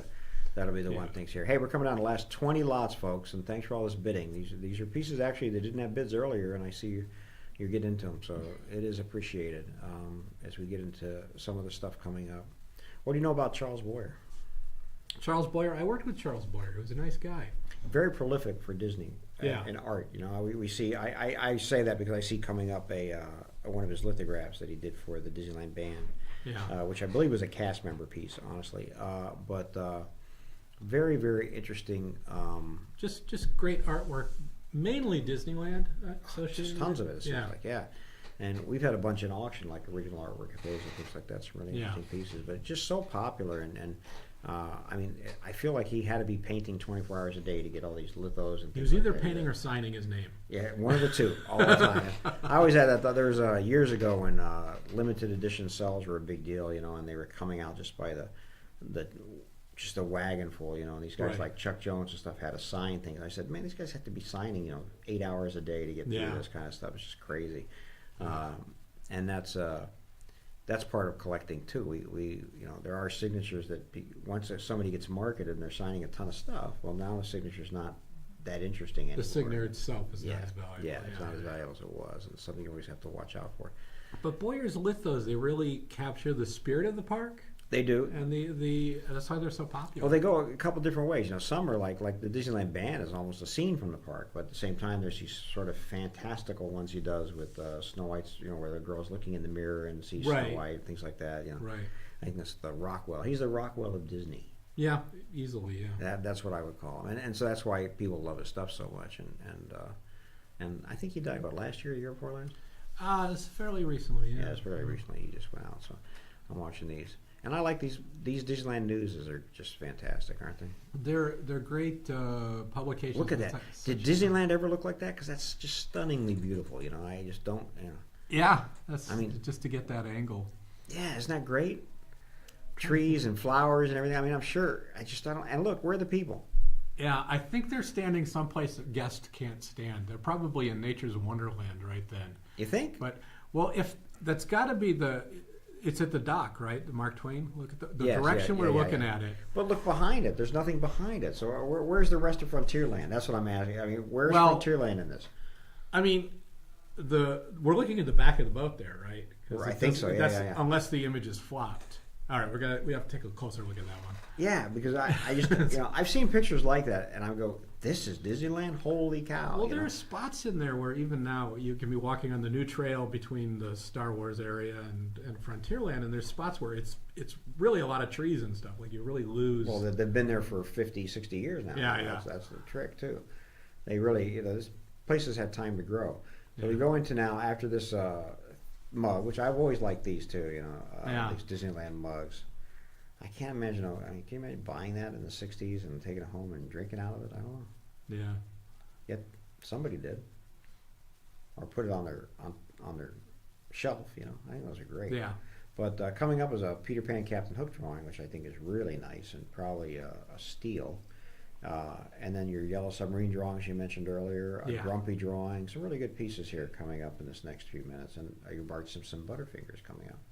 That's a Yes. great rough Captain Hook right there, and I should know the artist on that. I wonder if that's Frank Thomas right there. Frank was the lead on the character. Yeah, that's a nice, really nice rough. So, but it could be an in between, which means it was done by one of his assistants. But that Yeah. does have some quality of Frank in it. That's a great drawing, really great drawing. Worthwhile to anybody who collects animation. I can tell you that now. We don't see a lot of Captain Hook drawings at all. Cells, yes. Drawings, no. That's because at this time they were marketing these cells. So, great piece. And here's your Jeremy from Yellow Submarine.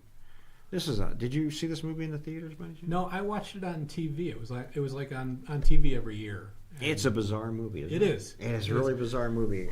And I remember I would always forget that the Beatles show up at the end. They're live. And you know why they're in the movie? Like live? Why? Well, I'll tell you. Well, okay, let me tell you an experience. it's probably okay. You go ahead. So I'll tell you that I was 8 years old. I Right. went to see this movie with my brother, Wow. and I thought I was going to see the Beatles, And I didn't. I saw this weird cartoon with the Beatles, and I didn't get it at all. Right. You know? Yeah, it's very strange. Yeah. But it was just the music in this cartoon. I'm going, what is this? Where are the Beatles? Right. That's for me. I thought it was going to be a live act. I was going to be Help, or one Yeah, of those kind yeah, of yeah. movies, and it wasn't. So Well, so the Beatles TV animation. Who made that? I'm going to get everything mixed up with Jay Ward, Yeah. Tap. It's one of those guys. It's not any of those. Well, the Beatles were very unhappy with that. Right. So they didn't really want anything to do with Yellow Submarine. But then when they saw it and how trippy it was and unique and, Peter and Max looking, right? truly Yeah. artistic, Right. they wanted to contribute to it. So they filmed that live ending where they sing, what is it? A, B, C, D, can I bring my friend to tea? I think it's I Love You is the name of the song. Remember they sing this live at the end of the song? Yeah. Altogether now? All together now. Thank you. Yes. Yes. Not bad at all. Here's Ringo. Yeah. He's great. And this is a precursor. Like I say, our April auction, there's probably 20 or 30 original cells from Wow. Yellow Submarine at April auction. We've Really had nice ones, too. We've had a few through before, and they're Yeah, but always these- beautiful. These are great because Yeah. some of them have all 4 Beatles in them, Oh, wow. big images and stuff like that. Very exciting. Like I said, I'm going to keep telling you guys the next 2 auctions, the Bob Clampett collection and our April Popular Culture and Disney Park auction. Really great stuff, and both those more just so exciting that I can't stop talking about it. So as we wind down this auction, I just want to remind you all again, and also this is a nice drawing too, a really nice grumpy drawing, an original 1938. How many years is that? 37? 37. 37 for the drawing. I don't know. Yeah, you're 62 plus 25 is 87. 87. So we can say almost 100 years old. These drawings Yeah. are crazy if you think about it. It's amazing that this has survived and that you can now own it. I think that's great. It's a piece of animation history, right? Yeah. This made Disney. So really, it's a Well, really nice I piece. shouldn't say made Disney, but it was the beginning of a big dynasty for Disney for sure. I want to remind everybody also we'll have another online auction in about 2 weeks from today. We put these auctions up about a week before they come out, so that's how you can keep a look on our website. They'll be announced on our website, and they come on iCollector. We are starting to do auctions on other platforms, but I can tell you folks that iCollector is probably the premier platform for us for these online auctions. So, and the one to watch for sure. And also, I think there's a lot of fees that other online auction houses charge. That's why we like this one. They don't charge those fees. So it's extra fees to the buyer. So that's important to keep in mind when you're looking at But if you want to know about the other auctions, which you have a lot of movie posters and stuff, you can write to us, right? Yeah, write to us. And I think we'll start to put them on our website too. I just have to figure out again how to warn people that hey, We're kind of testing right this now. platform charges extra fees. I got to put that in there somewhere. Otherwise, Yeah. I don't want to mislead anybody. So that's it. But for now, I'm telling you, this will be this is our premier one, and we have tons of stuff we want to get up into these online auctions. They're a lot of fun, and I think there's a lot of great deals in them, and that's what you want to keep an eye out for also. Right. And you got coming up, after we get through this guy, this Fred Flintstone on his way to Hawaii, or maybe he's on his way to the Polynesian resort. It's so frustrating we can't, nail this. It might be a commercial. Well, you can't. It's just it's so tough with all that kind of Yeah. stuff like that. You- The only reason we know some of these is because that we get them from the person who drew them, right? Right. Or worked on that production. They can tell us, Yeah. But these guys make so many appearances in commercials and stuff. Same thing for Donald. He did so much stuff. You can find a couple. We found a couple other cells from this sequence where is Donald's. I know there's some in some I of think them. this is careers. but- He's careers. I think he's on a giant Rolodex. I think he shrunk down on Walt's desk at some point or something like that. I think that's Donald Careers, which you can look up online. The only reason I say that is because that era when they were Xeroxing these cells, it seems like they all have that. See at the bottom where the pickles are, that Yeah. sort of Xerox along the bottom. Gotcha. This one, Winnie the Pooh and a Day for Eeyore, seemed to tend to have those for some reason on the cell, just the way it was Xerox. And there's Bart from Butterfingers. Yeah, That's a great. They didn't do too many of those commercials. Nobody better lay a finger on my Butterfinger. hey man, is that what you said?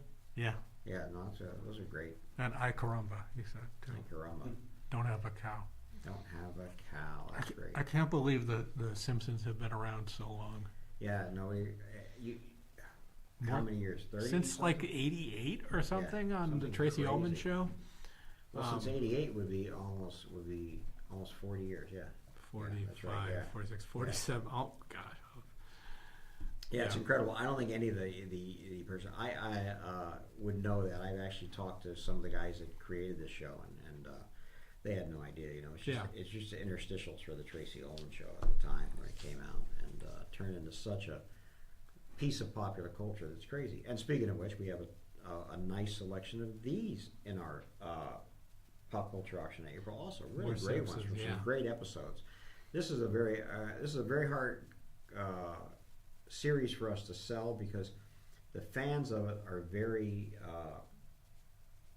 They have certain episodes they want from. Like it's Right. not that you're getting a Bart Simpson cell, but you want a Bart Simpson cell from Treehouse of Horrors 10. Well, or let's something watch like this that. next one because I think this is one of those episodes. Mr. Plow is. This one is of great the- because this is Mr. Plow, one of the more famous. Yeah, one of the more famous episodes. Very memorable. For sure. Yeah, there's a bunch like there are certain episodes. For me, it was the one with Aerosmith where they're making the Moe's Blue.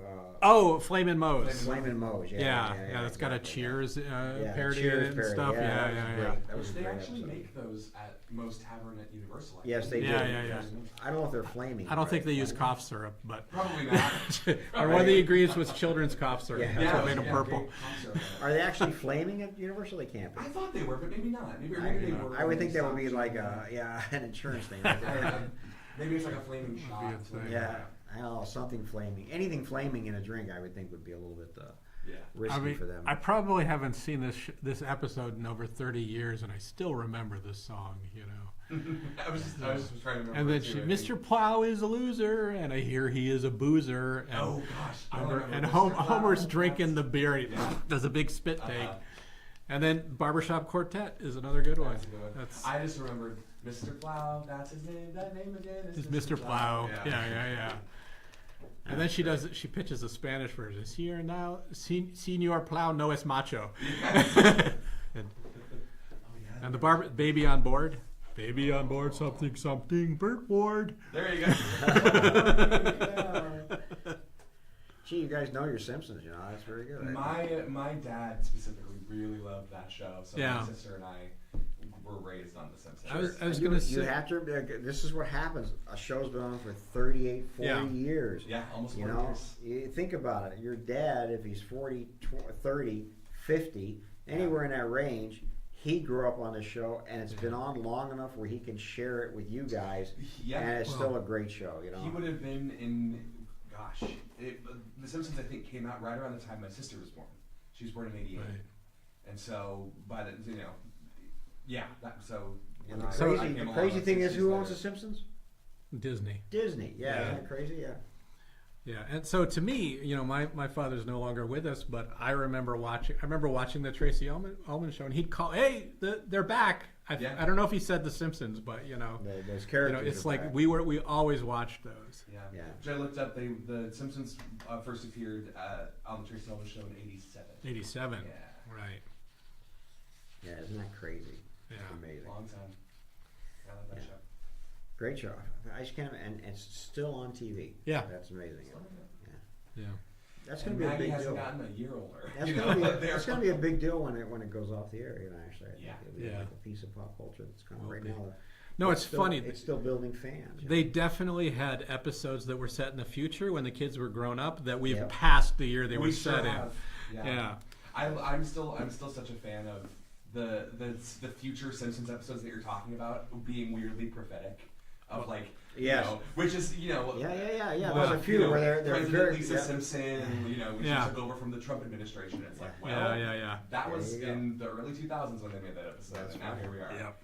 This is a great book, by the way. It's one of the last pieces Yes. coming up. We only have 5 left, so It's really one of- good book. One of the Bibles on character animation. On character animation, signed by the 2 guys that were the kings of character animation, Yeah. Frank and Thomas and Ollie Johnston. Great book.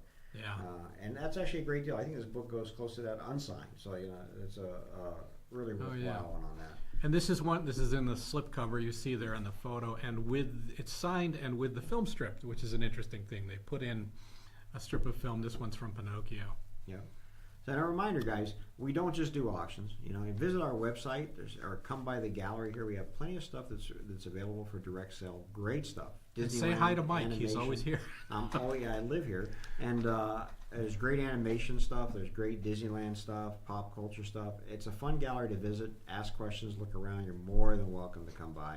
And keep in mind, as we wind down here again, we'll have another online auction in about 2 weeks, March 22nd and 23rd, the Bob Clampett collection, which is not to be missed. We'll have that exhibit opening pretty soon, so Yeah, watch no, our website yes. and social Yeah. media for that. And then at the end of April, an amazing collection of Disney Park, Disney Studio memorabilia, and pop culture, including Simpsons and Yellow Submarine and lots Ward. of Disney animation and the J. Ward estate, so you can get your Bullwinkle fix. In fact, we have so much merchandise here, we may reopen a J. Ward Emporium and just have all That's this J. fun. Ward stuff that's available for direct sale. And there's panels that will be coming up. We're going to do a panel for Bob Clampett here about the 17th of March, and we'll have that on our website soon. And just keep an eye, keep a close watch on everything, and we'll see you in a couple weeks. And now we'll run down the last 2. This next one is a very interesting one we were just talking about earlier. It's tie tacks. They're beautiful. They are. I don't wear ties often. No. So it's tough to want to have these, but somebody does for sure. Yeah. And there are several people do. They're in great condition. I think they're new in the boxes and the cases and beautiful. So I'm glad that they're appreciated. Yeah, they're great. And Tokyo Disneyland, 1980s. Yeah. That's great. What a crazy, great bunch of stuff. And then our last piece, I think is, one more. That's it. Tokyo Disneyland 12th anniversary. A 12th anniversary pin, and we'll call it a night. Fantastic, guys. Again, thank you so much for your bidding. Thanks for being here today.